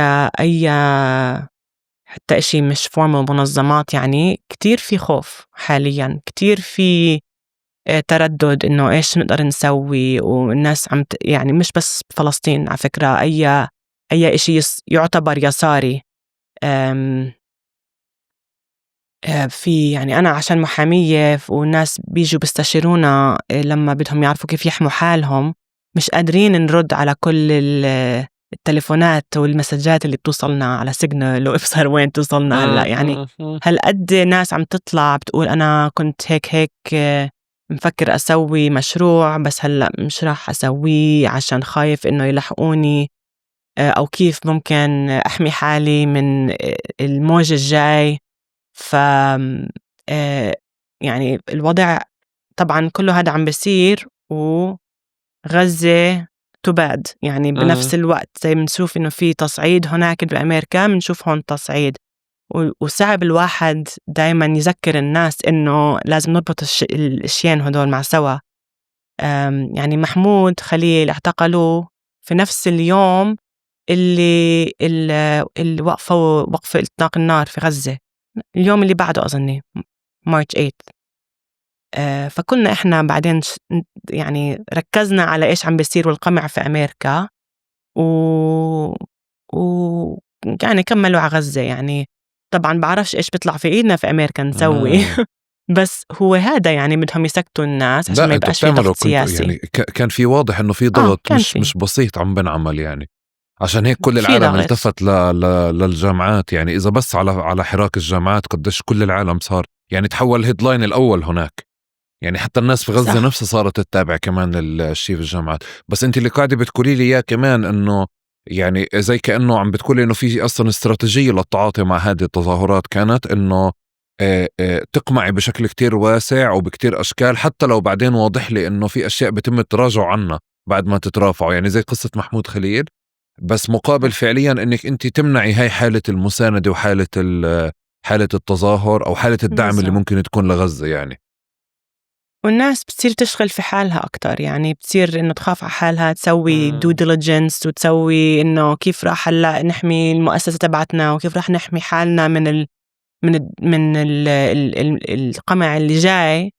وبتبطل تقدر تشتغل تركز على الشغل نفسه. يعني بنقضي كل وقتنا عم نحكي عن حرية freedom of expression ومش عم نحكي عن غزة مثلا. طب ديالا، في تعريف المعاداة السامية اللي يعني احنا شفناه بضل يتطور والIHRA هي اللي فعليا يعني تحمل أو أخذت على عاتقها أو حطت التعريف هذا. بس التعريف كان طوال الوقت عم بتغير. في دور بهذا السياق، بسياق تعريف معاداة السامية أو المصطلح أو المعايير تبعته، بسياق اللي كل اللي بنحكي فيه. أعطيني مش فاهمة بالضبط السؤال. عم بقول فعليا أنه في مصطلح معاداة السامية، تمام، كان بتغير من فترة لفترة، من وقت لوقت.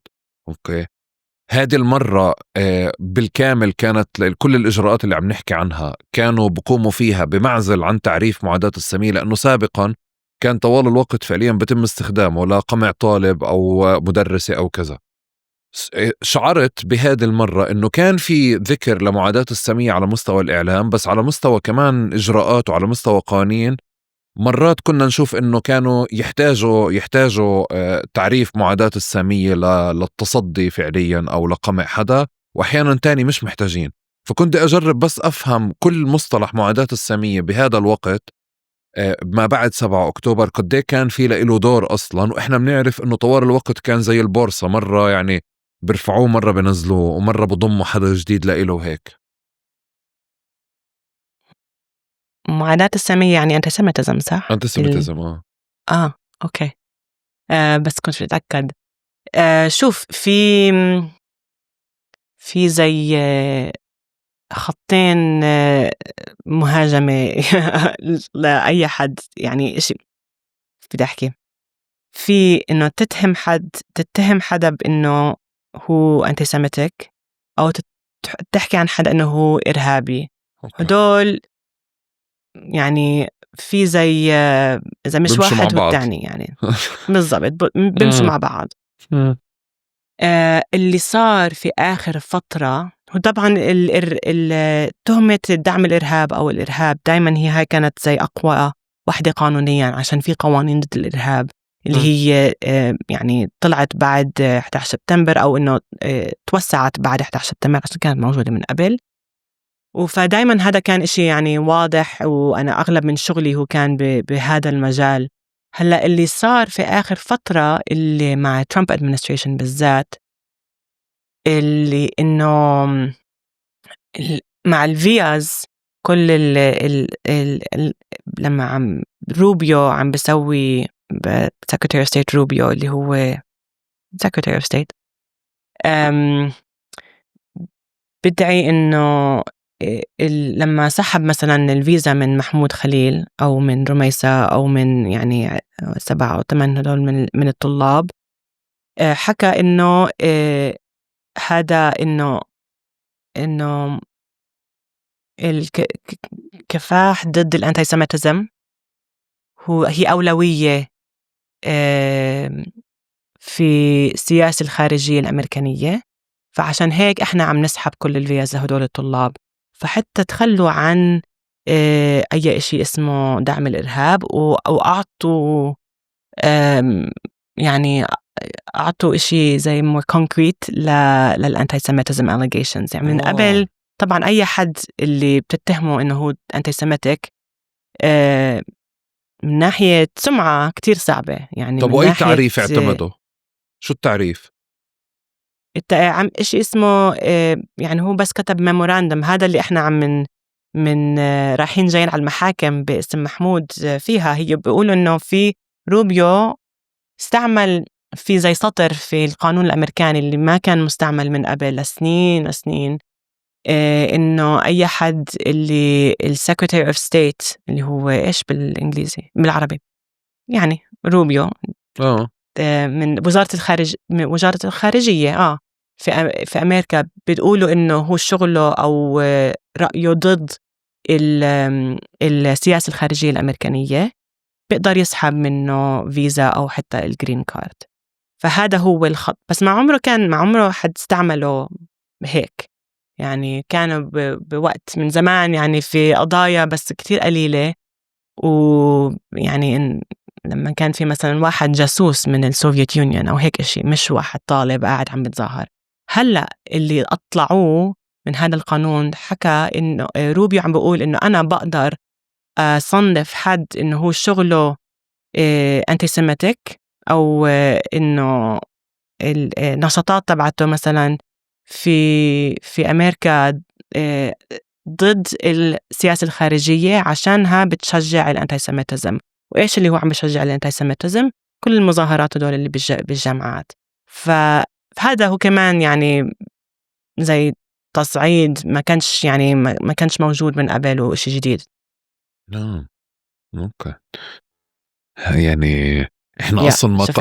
ما قبل هذه المساحة أصلا، وكان في عنا يعني مع كل منصات السوشيال ميديا كان دائما في نقاش على شو معاداة السامية وشو التعريف المعتمد، وشو يعني معاداة سامية وشو يعني مش معاداة سامية. وكل سنة بعد سنة اللي كنت بحكي لك إياه بضموا شيء.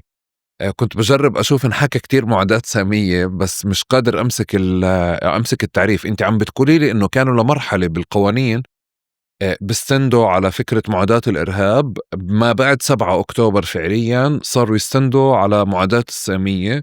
ما فيش إشي في القانون معاداة سامية، بس ضمن خلينا نحكي السياسات الخارجية لأمريكا.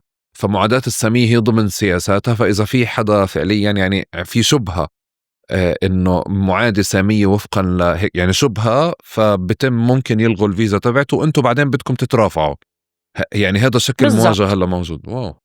بالضبط. واو. هيك هذا تلخيص ممتاز. يعني كمان إنه بمجال الهجرة فيش كتير يعني الحقوق due process والأشياء اللي بتحميك بالقانون قليلة كتير. يعني فهلأ هن لاقوا إشي إنه أصعب إشي قانونيا لا إنه يعني يا يعني في عند يهاجموا الناس. الحكومة آه. في أوكي. في مجال يلاحقوا الهجرة الناس. يعني. طب يا سؤال ديالا، عادة في البلاد الناس الفلسطينية يعني بكون عندهم خوف بأنه ما بدي أروح أرفع قضية، ما بدي أترافع خلص يعني، أو ما بدي أحكي في الإعلام. جوا فلسطين إذا حدا اعتقل عند السلطة، إذا حدا اعتقل عند إسرائيل، وحتى اليوم فعليا العائلات بتكون تحكوش الحرية لفلان يعني عشان ما تضروا جوا السجن. بالسياق اللي انت بتحكي عنه قاعدة انه بكونوا خايفين على الفيز وخايفين على الشغل وخايفين على كتير اشياء، ومجرد انه انحكى عن اكس من الناس انه كان معادل السامية بمرحلة، يعني هذا زي كأنه ليبل او وصمة بتضل موجودة عليه ما بتغادره. عندي شعور انه الناس ما بتيجي لعندكم عشان ترفع قضايا او قضايا مسيسة. يعني انت كبني محامية مسيسة ممكن يتجنبوك ويروحوا لمحامية تانية تنفي فكرة التسييس عن هذه القضية لأنه بخافوا. صح؟ أو لا. شوف، يعني بدناش كمان نبالغ هذا يعني.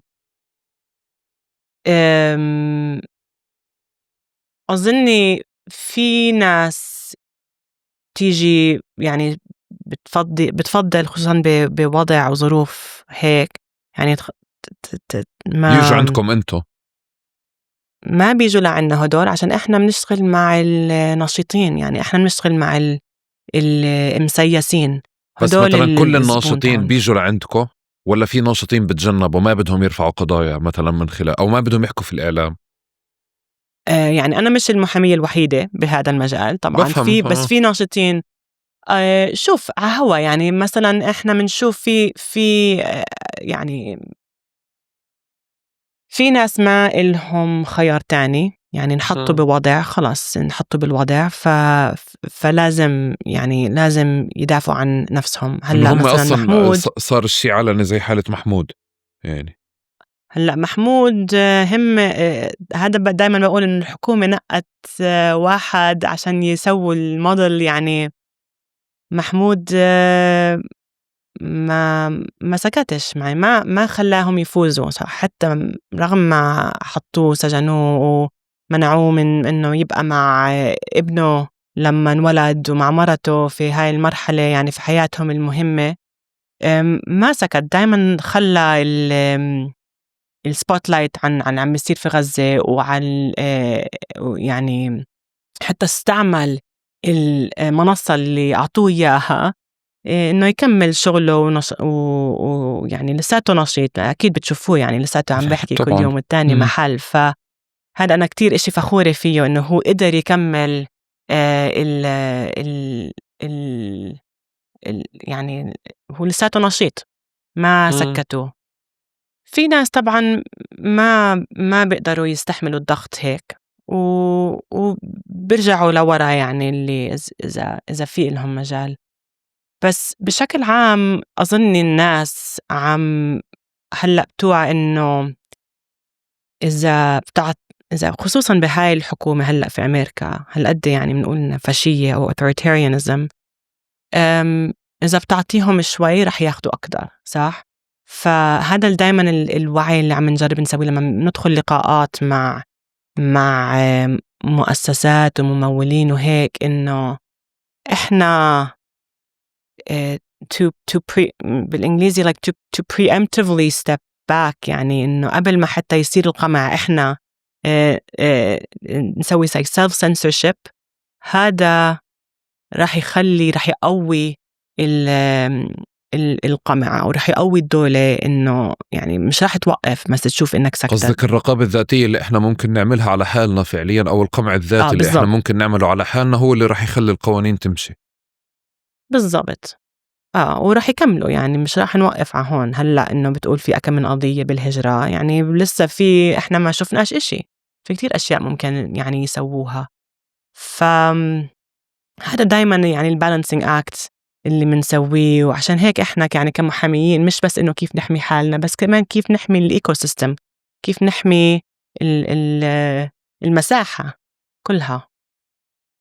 طب كتير بتحكوا عن تأسيس القوانين وعن تأسيس القضايا، وبترجعوا بتردوا على القوانين على القضايا بالقوانين اللي مسيسة كمان. بالنقاش بال48 يعني حلو على فكرة هذا التشبيه. مثلا كيف احنا بنرجع للمحاكم اللي موجودة هناك عشان مثلا نترافع ونرد، تمام، وبنعرف فعليا انه في اشي مسيس. لفترة طويلة كانت انه زي كأنه صمام الأمان المحاكم الإسرائيلية أو المحكمة العليا فرضا هي صمام الأمان، أو هي هيك الإيمج أو الصورة اللي بتقدمها إسرائيل على إنه في حريات وفي ديمقراطية وفي كذا، وبإمكان واحد من الضفة يترافع ويروح يرفع قضية، وبإمكان 1 2 3 مثلا إذا صار عندي إشي في البيت أو تم الاعتداء علي بقدر أروح وأرفع قضية. وشفنا قضايا كتير راحت. ما بعد 7 أكتوبر تفجر هذا النقاش بالكامل. في شغلتين في هذه القصة ديالا صرت أشعر إنه بحالة 48 مش متأكد إذا في عندكم شيء زي هيك، يعني بظن إنه في ترويج للقوانين هذه أو لعدالة المحاكم هذه، إنه في عدل من هناك ممكن ناخده من مكان، ومجرد لجوئك لإلها والترويج لإلها والتعويل على إنك تاخدي قرار عادل هو نفي للتسييس. يعني أنت عم تلغي التسييس اللي أنت أصلا كنت طوال الوقت عم تحكي عنه. كيف تتعاملوا بهاي المعادلة مدام صح؟ يعني شوف، في مرات ما في عندك خيار، لك لازم ترفع قضية. مثلا إذا حدا معتقل بده محامي، يعني يجرب يطلعه أو يخفف الظلم شوي، أو يعني يعطيه مثلا زيارات. هون دايما بنحكى عليها لا يعني إذا بدنا نقارن مع الوضع هون. بس كمان في يعني بتقدر في كمان يعني مرافعة. يعني هلأ مثلا إحنا كتير بنجيب قضايا بنعرف إنه مش راح نفوز بالمحاكم، بس عشان بدنا في هدف إنه نفرجي إنه في على القليل مقاومة بالمحاكم ضد هدول الأساليب، صح؟ أول مثلا بعد أكتوبر 2023 بأكم من أسبوع نحن كمؤسسة طلعنا بتقرير سمينا يعني إنه هذا اللي عم بيصير جينوسايد، اللي يعني حرب إبادة. وبعدين رفعنا في محاكم أمريكانية ضد بايدن وبلينكن وأوستن اللي هن كانوا يعني مسؤولين بهديك الفترة بنوفمبر، يعني بشهر 11. قضية باسم غزازوة ومؤسسات فلسطينية، يعني طلبنا إنه يوقفوا دعم، يعني يبعتوا كل اللي عم بيبعتوا يدعموا إسرائيل بالحرب في غزة. هلأ نحن ما كيف فكرنا بهاي القضية؟ طبعا كنا بدنا إنه نفوز، وكنا بدنا إنه نوقف الدعم هذا المادي والسياسي، بس بنفس الوقت عرفنا إنه حتى لو مش رح نفوز بالمحاكم هدول، ضروري إنه الموقف، إنه حد ياخد هالموقف، إنه إن يعني وقتها كان لسه جديد بال يعني تذكر وين كنا بشهر 11 وين إحنا هلأ. إنه نفرجي إنه خصوصاً بوضع إنه في قمع شديد كتير في أمريكا، إنه في ناس عم بتوقف وبتروح على محاكم وبتستعمل هاي الكلمة، وفي إفادات بمحاكم من غزة بمحكمة أمريكانية، وطلع يعني من القاضي يعني حكى إنه هو اتفق مع ICJ إنه في plausible genocide. هلأ هذه قضية كانت قضية كان في حواليها حركة كتير، مش بس إحنا رحنا لحالنا على المحكمة نجرب ناخد هالنتيجة، يعني كمان it was a part of a narrative work اللي كان مهم كتير اللي يصير، يعني narrative يعني رواية. بس قصدك اللي هو هذا جهد زي كأنه جهد إعلامي ما قبله، بس على مستوى قانوني أنتوا بتعتمدوا وبتميزوا بين قاضي وقاضي؟ طبعا أنت بتقدرش تختار إنه قاضي راح يطلع لك. لا مفهوم، بس قصدي يعني في يعني هو القضاة هم شغالين ضمن سيستم واحد، وفي مرجعية صلبة موجودة اللي هم غالبية يعني سياسيا عم بقول تحديدا هامش إنه هو يقرر. في فرق بين قاضي وقاضي بقضية مثلا مثل قضية الإبادة الجماعية، إنه في شبهة إبادة جماعية. في فرق.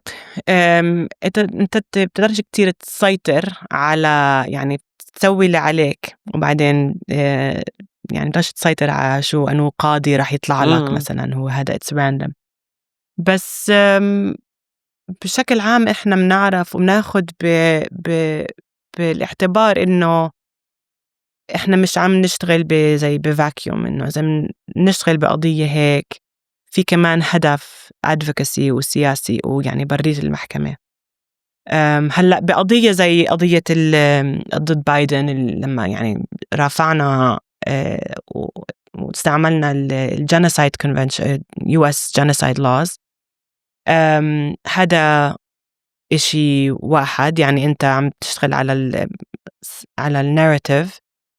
بس إذا مثلا إذا بالديفنسيف، يعني إذا عم نحكي عن الحماية، كل المؤسسات اللي هلأ عم بقمعوها، لازم كمان الواحد يقول إنه فيش في عنا خيار، لازم إحنا نجيب هدول يعني شوي نحفظ على المساحة عشان الشغل اللي لازم يصير مثلا بأمريكا حاليا. نحن نعرف إنه مش رح نحرر فلسطين من المحاكم، لا بأمريكا لا بالمحاكم الدولية، بس إحنا عم نجرب نعرف إنه هو الشغل اللي علينا هو شغل سياسي، لازم نغير الكالكولس يعني إنه كيف نغير السياسة الأمريكانية، وهذا هو شغل سياسي. هلأ يعني إذا أنتوا اللي جهدكم رح يسووا هذا سياسي، الشغل، معلش جهدك سياسي أكتر من إنه قانوني، هيك عم يعني وأنا لما بحمي حد أو شخص زي محمود خليل، لما بروح المحاكم أو يعني أنا بس عم بحكي اسمه عشان هو معروف، بس في كتير من القضايا هدول. هلأ إنه مثلا الأنروا في بنشتغل على قضية رافعوا هدول الصهاينة ضد الأنروا قضية بأمريكا، فإحنا طبعا مندافع عنهم بهاي القضية. لما بنحكي عن حماية المؤسسات تبعتنا، إحنا بس عم نعطيهم مجال يسووا الشغل السياسي كمان الهيومانيتاريان اللي عليهم يسووه. فهو من هذا يعني كيف أنا بحللها، يعني إنه ضروري إنه يبقى في زي front line of defense، يعني حماية عشان الحركة السياسية تستمر. فهذا الدور اللي بشوف للمحاماة. أنا واضح لي هذا الدور. ومرة تانية بس عشان أنا مش قاعد يعني مش بالمحل اللي يعني بطرح حتى فكرة مقاطعة المحاكم الأمريكية، مش هيك قصدي يعني، لا بعرف ولا مقاطعة بعرف. المحاكم الإسرائيلية، وبس بحاول أقول إنه في فرق بين إنه محمود خليل يجيب محامي فعليا اللي هو مش مسيس، مؤسسة مش مسيسة، ويشتغل على القصة بس قانون بحت بعيد عن الميديا. هو بالعكس راح باتجاه شيء مسيس، وهذا نموذج موجود هناك.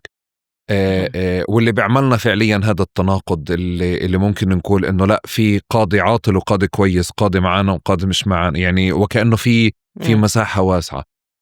بس بدي ارجع لورا شوي عشان اشوف الفوارق، لانه بعتقد انه بحاول اقول انه في مناخ سياسي موجود، بمعنى انه هذه الفترة بدنا نقمع الفلسطينيين، بدناش المسلمين والعرب يطلعوا، بس كمان تحتها بصير في هوامش، او يعني يعني المعايير مش بتكون بالضبط هالقد عامة، في فوارق بتكون موجودة. بقضية قضية رضا سابقا، رازا قضية رازا تبعت NYPD. قضية رازا كان صار في إجراء وقتها، أو صار في نجاح فيها. وقضية كمان ملاحقة العملاء FBI كمان اللي هي تانفر أظن كمان صار فيها إنجاز ما. بالمقابل بنفس الوقت فعليا كل مثلا الأرض المقدسة تمام من حكموا الناس اللي موجودين فيها بأحكام جدا عالية. هل في إشي قانوني هون بحت يعني استندوا عليه، ولا في شيء سياسي لما إحنا بنقول إنه المساحات هذه مسيسة؟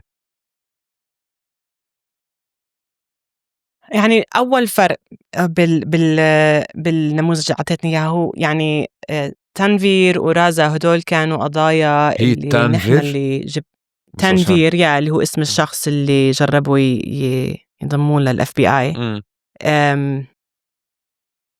هدول إحنا جبناهم، يعني إحنا اللي رافعنا، إحنا كان an active affirmative case. الهولي لاند فاونديشن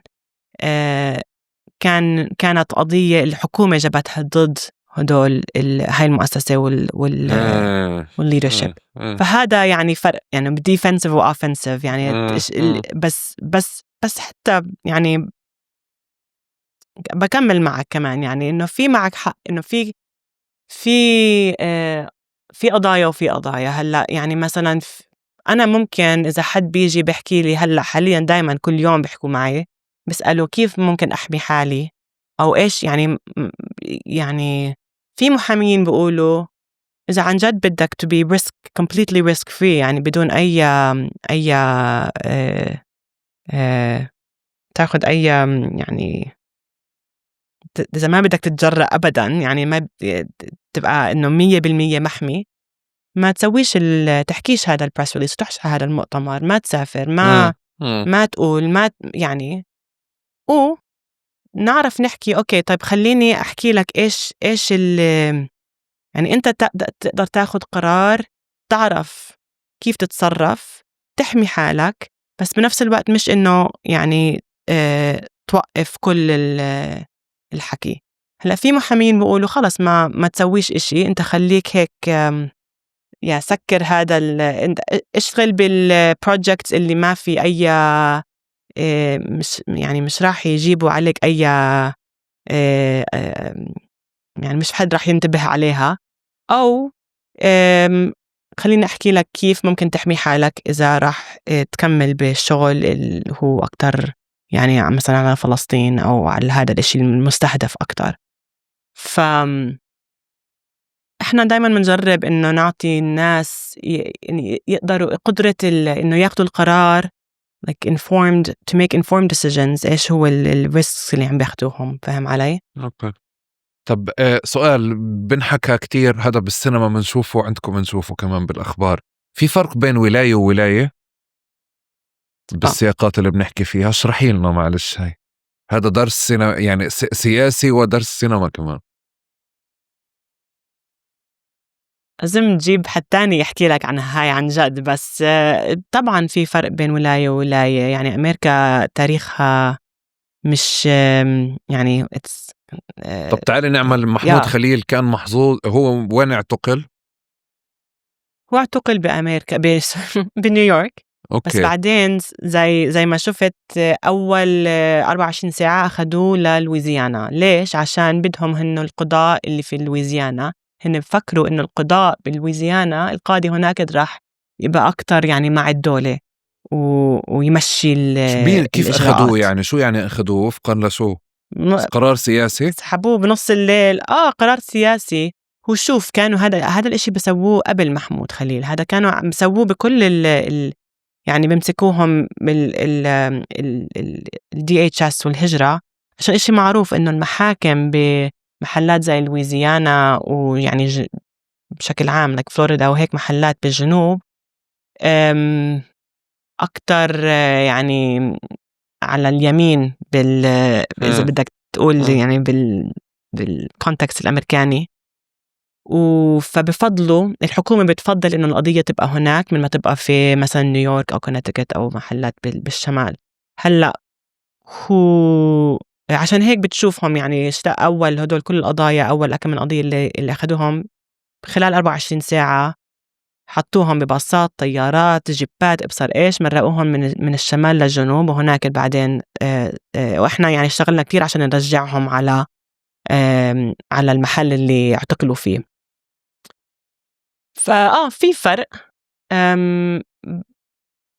يعني في كتير اشياء الفاكتورز. معلش هيك خليني أفكر، لو ضل محمود في نيويورك شو بتغير بالقضية؟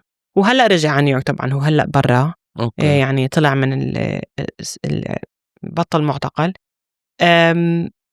بالآخر قدرنا نرجعه على نيويورك، بس إيش اتأخر يعني نقول كل يوم اللي محمود حكيتي لي بقعد. لويزيانا، حكيتي لي هي أكتر فعليا يعني أكثر ارتباطا بسياسات الدولة، أكثر يمين.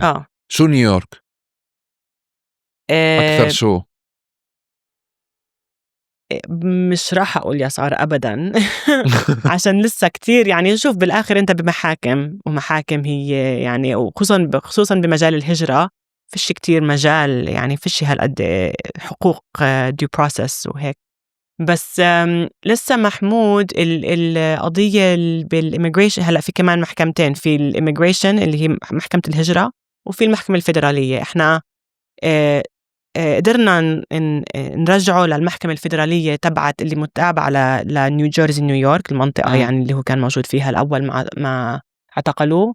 بس المحكمة الهجرة لساتها موجودة بلويزيانا، وكل القرارات السلبية اللي عم تشوفها اللي بتقرأ عنها عم تطلع من محكمة الهجرة. ويعني لساتنا في رايحين جايين بين المحكمتين هدول، ومنشوف وين نوصل بالآخر.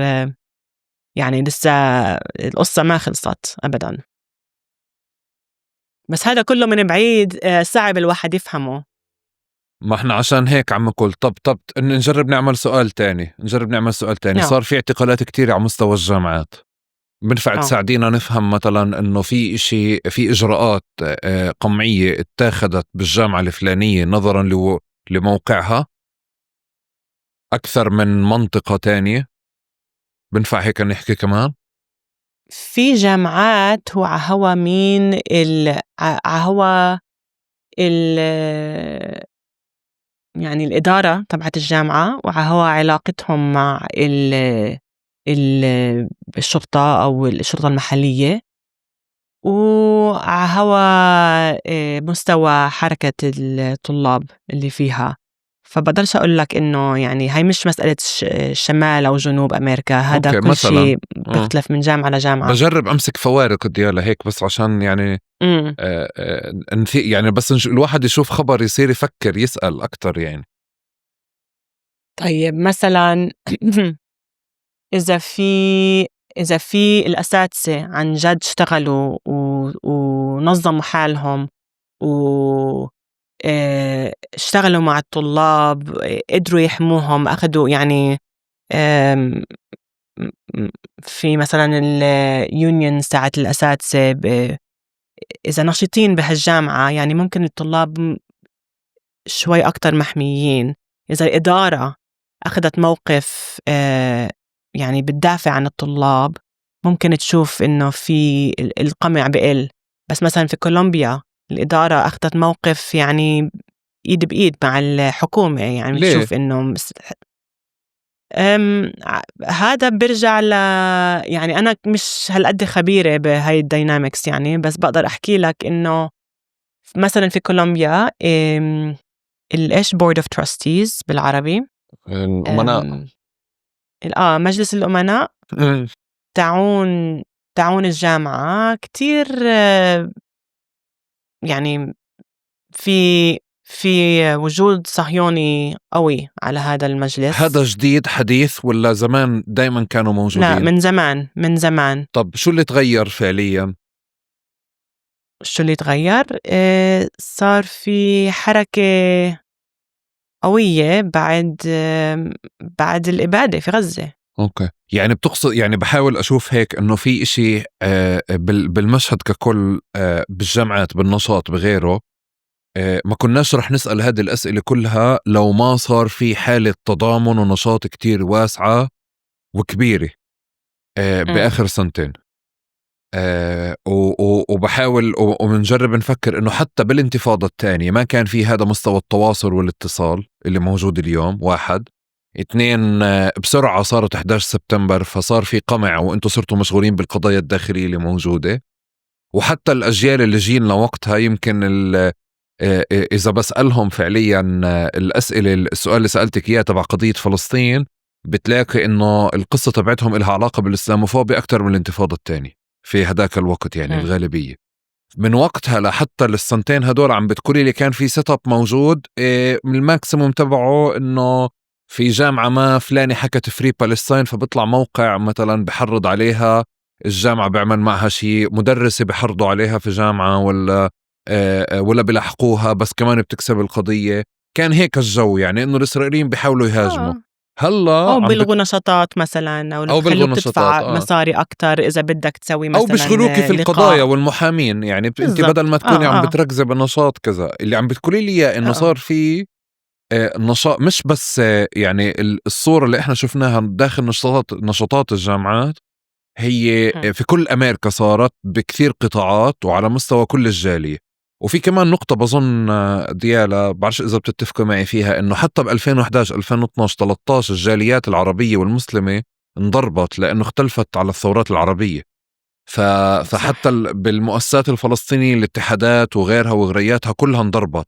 رجعت مرة تانية، بنسمع حتى أسماء مؤسسات وجمعيات ما كانتش تشتغل، يعني صارت بالمظاهرات موجودة واسمها انه في 40 مؤسسة شغالة و40 و30 مؤسسة عم بتنظم مظاهرة ما.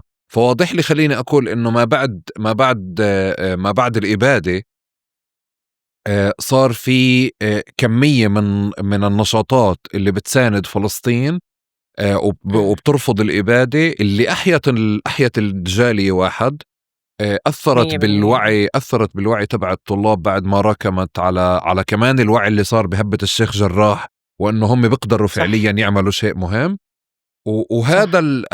هذا المستوى النشاط الكبير هو اللي لأول مرة، يعني كيف أنا عم بسمعك هلا، إحنا بمكان هجوم أو بمكان رفض، مش بمكان دفاع عن نفسنا. وتحول السيستم الأمريكي بحد ذاته لمكان الدفاع، يعني أو مكان الهجوم أو كردة فعل فعليا على حالة التضامن الكبيرة. لأنه لما بتحكي لي على، يعني أي سؤال بسأله هو إذا كان يعني بوقت 11 سبتمبر في فرق بين إنه أنتوا بترفعوا قضية أو هم بيرفعوا عليكم قضية، واضح لي فعليا إنه غالبية الإجراءات اللي عم تاخدها الحكومة الأمريكية هي يعني كرد فعل على النشاطات الواسعة جدا اللي عم بتكون على مدار سنتين. هيك أنا حكيت صح؟ 100% صح حكيت يعني. وبس مش بس اللي عم نشوف كمان انضموا كتير ناس للنشاطات يعني أو التضامن الفلسطيني، الحركة التضامن الفلسطينية مع الفلسطينية، مش بس عرب ومسلمين. يعني في قسم كتير منه يهود انتي زاينست، يعني اللي مش صهاينة. هذا جديدة كمان، طلاب يعني الحجم تاعها جديدة، يعني إلهم فترة عم ببنوا عندهم مؤسسات وهيك، يعني جورج فويس فور بيس واحدة من المعروفة. بس اللي بتشوف اللي عم بيصير على الطلاب، هذا الاشي اللي يعني بدخلش العقل كمان، عشان هن عم بيقولوا إنه كل الحركة هاي اللي على الكامبسز بالجامعات أنتي سيمتك، بس أغلب أو مش أغلب، بس فئة كبيرة من النشيطين هدول بيبقوا هن يهود اللي عم بيعترضوا على إنه كيف دينهم عم بيستعمل إنه هن مش صهاينة اللي هي مش باسمي بالضبط يعني في عدة مؤسسة، وهذا كله بنشوفه كمان من الأرقام. يعني بتشوف الإحصائيات اللي بتطلع وإيش الشباب اليهود عم بيقولوا هلأ، يعني إذا هن مع أو ضد الحرب أو دعم الأمريكاني لحرب غزة. بتشوف الشباب الجيل الأصغر يعني أظني صارت أغلبية ضد السياسة الخارجية الأمريكانية الحالية. يعني هذا إشي كتير تغير.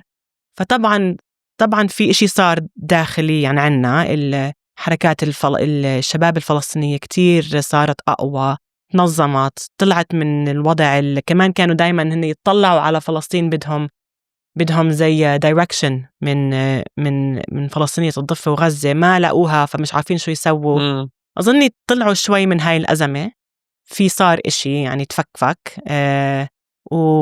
وأخذوا دور أقوى وأكبر، والشبكوا كمان يعني مع الشتات. عم تشوف هذا الحراك يعني كتير إشي يعني بوزيتيف أنا بلاقيه وجديد، ما كانش موجود لما أنا بلشت يعني أشغل بهذا المجال. بس كمان انضموا كتير ناس، يعني صار تسوى شغل خلال هال10 سنين كمان الكروس موفمنت ورك بنقول بالإنجليزي أو بأمريكا. يعني إنه مش بس إنه صار في مفهوم إنه اللي بتسوى في فلسطين واللي القمع ضد الحركة الفلسطينية في أمريكا وكمان ضد الفلسطينيين في فلسطين، هذا بيأثر علينا كلنا. يعني إذا مثلا كان في شغل تضامن بنوا مع البلاك لايفز ماتر والفئات الفلسطينية بأمريكا، كان في ناس بيجوا هون زيارات، تعلموا، اشتغلوا مع سوا، بنوا في مؤسسات. هلأ يعني بتشوف حتى اللي بيشتغلوا فيها يعني اشتغلوا بعدة مجالات، وهلأ أكتر إشي يعني عم بيركزوا على فلسطين، بس كمان بنوا علاقات مع حركات تانية في أمريكا. وهذا كله لما صارت الحرب عم نشوف يعني the outcomes. يعني تعرف انحسم النقاش هذا كمان ديالا، يعني بحس هذه الأيام كمان السنتين هدول حسموا نقاش كتير، اللي هو إحنا ننخرط بقضايا تانية ولا ما ننخرط بقضايا تانية، نعمل تحالفات أو ما نعمل تحالفات. الناس فهمت، شافت اللي عم بيصير. لأنه يعني بظن حتى سابقا كانت هيك تحسيها بمرحلة يعني زي كأنه على حسابك، لأنه أصلا أنت مش عم تعمل شيء لفلسطين أو مش عم تشتغلي. 2021 شفنا فارق فيها، بس بالسنتين هدول شفنا فعليا أهمية إنه الواحد يعني ينشغل كمان بقضايا الآخرين، مش بس ينشغل بقضيته. ومش فكرة تبني تحالف علشان زي ما إحنا معتادين دايما إنه قضيتنا دايما شغالة وبدنا الناس تكون موجودة معنا. لا، أنا كمان صرت أفكر إنه يعني هذا منطق تفكير، إنه بدك الناس كمان، بدك تعطي الناس عشان يعطوك. وكمان قضيتنا مش هي قضية المظلومية الوحيدة بالعالم يعني. صح. بس كمان نفس الوقت يعني حتى إذا مش عندك هذا التحليل كله، شباب مهما كانوا يعني كيف وعيهم من قبل، يعني بيشوفوا الصور اللي عم تطلع من غزة وهذا إشي مش طبيعي. أنا مش رح تحكي لي إني أنا مش شايف اللي عم بشوفه. وهذا كتير غير على يعني إيش الممكن بأمريكا. يعني صارت كتير ناس إنه تصدق اللي عم بتشوفه. يعني كمان الأخبار اللي عم تطلع والصور اللي عم تطلع من غزة بتأثر على كيف الواحد بيشوف دوره بالعالم، وكمان بيشوف إيش ممكن يصير له. يعني إذا منوقفش هون خلاص مش رح إشي يوقف. يعني كتير أشياء صارت اللي ممكن نحللها وبدها أظني أكتر من بودكاست، بس اللي غيرت الأرض الواقع في أمريكا اللي هلأ يعني لسه عم نبلش نشوف اللي ممكن يطلع منها. بس طبعا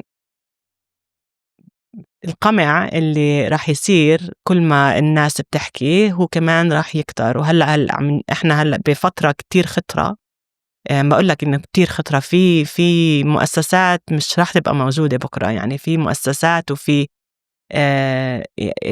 يعني لسه ما شفناش، لسه ما كملوا يعني شغلهم، فمش كل شيء يعني أوكي باز. أنا مرات بشوف إنه لا الحكي طبعا. أونلاين إنه إحنا عم نفوز وكل شيء تمام وشوف لا الرأي انا العالمي معنا انا أكتر. وحياتك مش هون، مش بالمكان هذا أنت يعني. مش منهم من هاي الجامعة. لا الوضع كتير حاليا انا بخوف. ولا بالمكان السلبي ولا الايجابي يعني، ولا بالمكان تبع انه تدمرنا في امريكا وهي الطلاب اللي موجودين نزلوا على الجامعات، وهي صار في 3000 و5000 اعتقال، ما فيش مؤسسات لهم، ولا كمان بالمكان تبع انه الإبادة أحيت القضية الفلسطينية يعني، أو أحيت طلعت الأمريكان.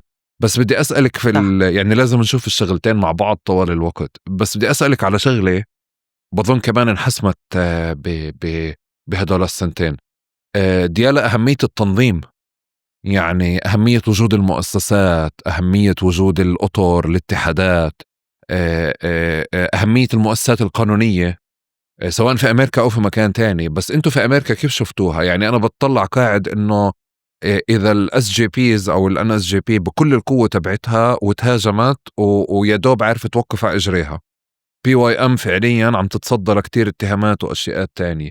المؤسسات اللي موجودة كل قضية عليها يعني عم بتعد بس قضايا عليها، وزي كأنه صار في استراتيجية دفاع موجودة وشغالة. هذا شيء مش يعني نمط عمل في أمريكا واضح، ونمط ملاحقة وقمع. ما بنفع هذا النمط اللي هو تبع 3-4 جمعنا حالنا وورطنا البقية بمظاهرة ولا بقصة، أو هتفنا هتاف في مظاهرة عشان نرفع السقف، يعني زي ما بصير في مكان تاني. قديش بتشوفي أنت اليوم من موقعك القانوني والسياسي أهمية التنظيم، سواء على مستوى اتحادات نشاط وعلى مستوى كمان أطر قانونية وأطر داعمة؟ يعني كتير كتير كتير مهمة. يعني هن عم بهجموا على المؤسسات والتنظيمات وكيف الناس بنظموا حالهم. يعني بالآخر مش راح تقدر تتمسك بأي إشي اللي قدرنا نسويه إذا فيش كونتينر يعني المؤسسات هدول. ولسه في يعني كتير منهم لسه كان عم تطلع بهالفترة، في أشياء جديدة كتير عم تطلع ولازم نحميها. أنا من اللي يعني لازم نحمي المؤسسات تبعتنا الجديدة والقديمة. كمان لازم نفهم إنه مش راح نقدر نحمي كل إشي. لازم نفهم إيش هو اللي يعني لازم نتأكد إنه هو يعني يضاين بعد هالمرحلة، وإيش ممكن نتخلى عنه عشان مش راح نقدر نحمي كل النواحي. فهدول يضاين أصعب تو يعني. سستين، إيش؟ يضاين تو سستين. بعرف شو راح يضاين بعد هالمرحلة. بس المؤسسات هي أهم إشي يعني. أنا وبنفس شايفك أنت يعني الوقت يأسان شوي يعني، أو مش يأسانة، متوقعة في خطر كبير جاي. هو كل يوم إحنا عم نسمع إشاعة جديدة إنه إيش هلأ راح يسوي ترامب بكرة. ف بس يعني زي ما قلت هو هلأ يعني ممكن بكرة يقول إنه كل المحكمة الجنائية العليا صارت على القائمة ال عليها السانكشنز مثلا، أو كل يعني جزء كبير من المؤسسات الفلسطينية في أمريكا نصهم إشاعات عشان بدهم يخوفوا الناس. هن بيطلعوا إشاعات عشان بيعرفوا إنه هذا بعدين مشغل الناس في حالها. بس كمان يعني هاي أنا شغلي بالإيكو سيستم إنه أشتغل على الحماية، فبنتبه لها يعني دايما بسمع. شوي مضغوطة هالأيام للأسف. بس لازم دايما نذكر حالنا إنه إحنا بنشوف هذا القمع عشان في حركة.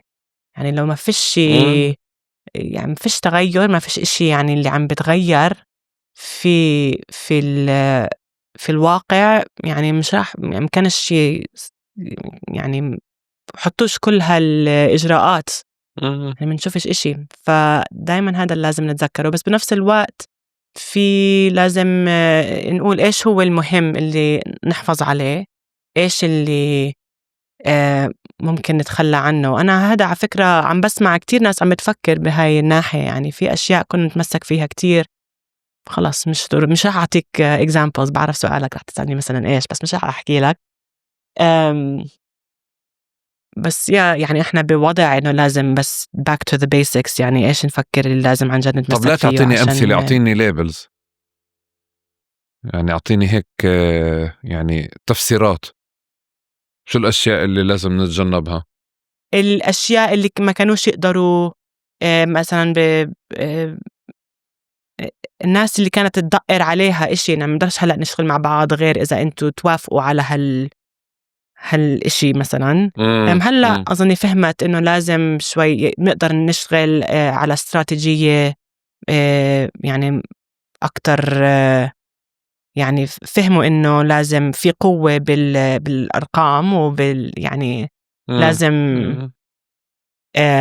يبقى في أكتر هيك coordination. هذا إشي عم نشوفه. وفي كمان أشياء إنه الناس كانت تدقر عليها بطلت تدقر، يعني شافت إنه هذا نقدر نتخلى عنه شوي. ديالا يعطيك ألف عافية وشكرا جزيلا. أنا إحنا بالعادة كتير إحنا في حكينا على تقارب فكرة. كتير حكينا في تقارب نعطي الضيف يعني آخر شي هيك مساحته بلا سؤال. إذا بدك أنا أخذت كتير تحكي مساحة. شي، تنفي شي، تأكدي شي، تضيفي شي، نسينا نحكي بشي، فهذه مساحتك. لا بس سامحوني على اللغة. يعني هلأ رجعت على البلد، فإن شاء الله أبطل هالقد زي الأجانب أحكي، بس يعني يعني إن شاء الله هيك اللي قاعدين بيتفرجوا على أمريكا هيك بحكوا في راسهم بيقولوا شو اللي عم بيصير هناك. شوي جاوبنا أسئلة. شكرا كتير لك ويعطيك العافية. شكرا لك أحمد، يعطيك العافية.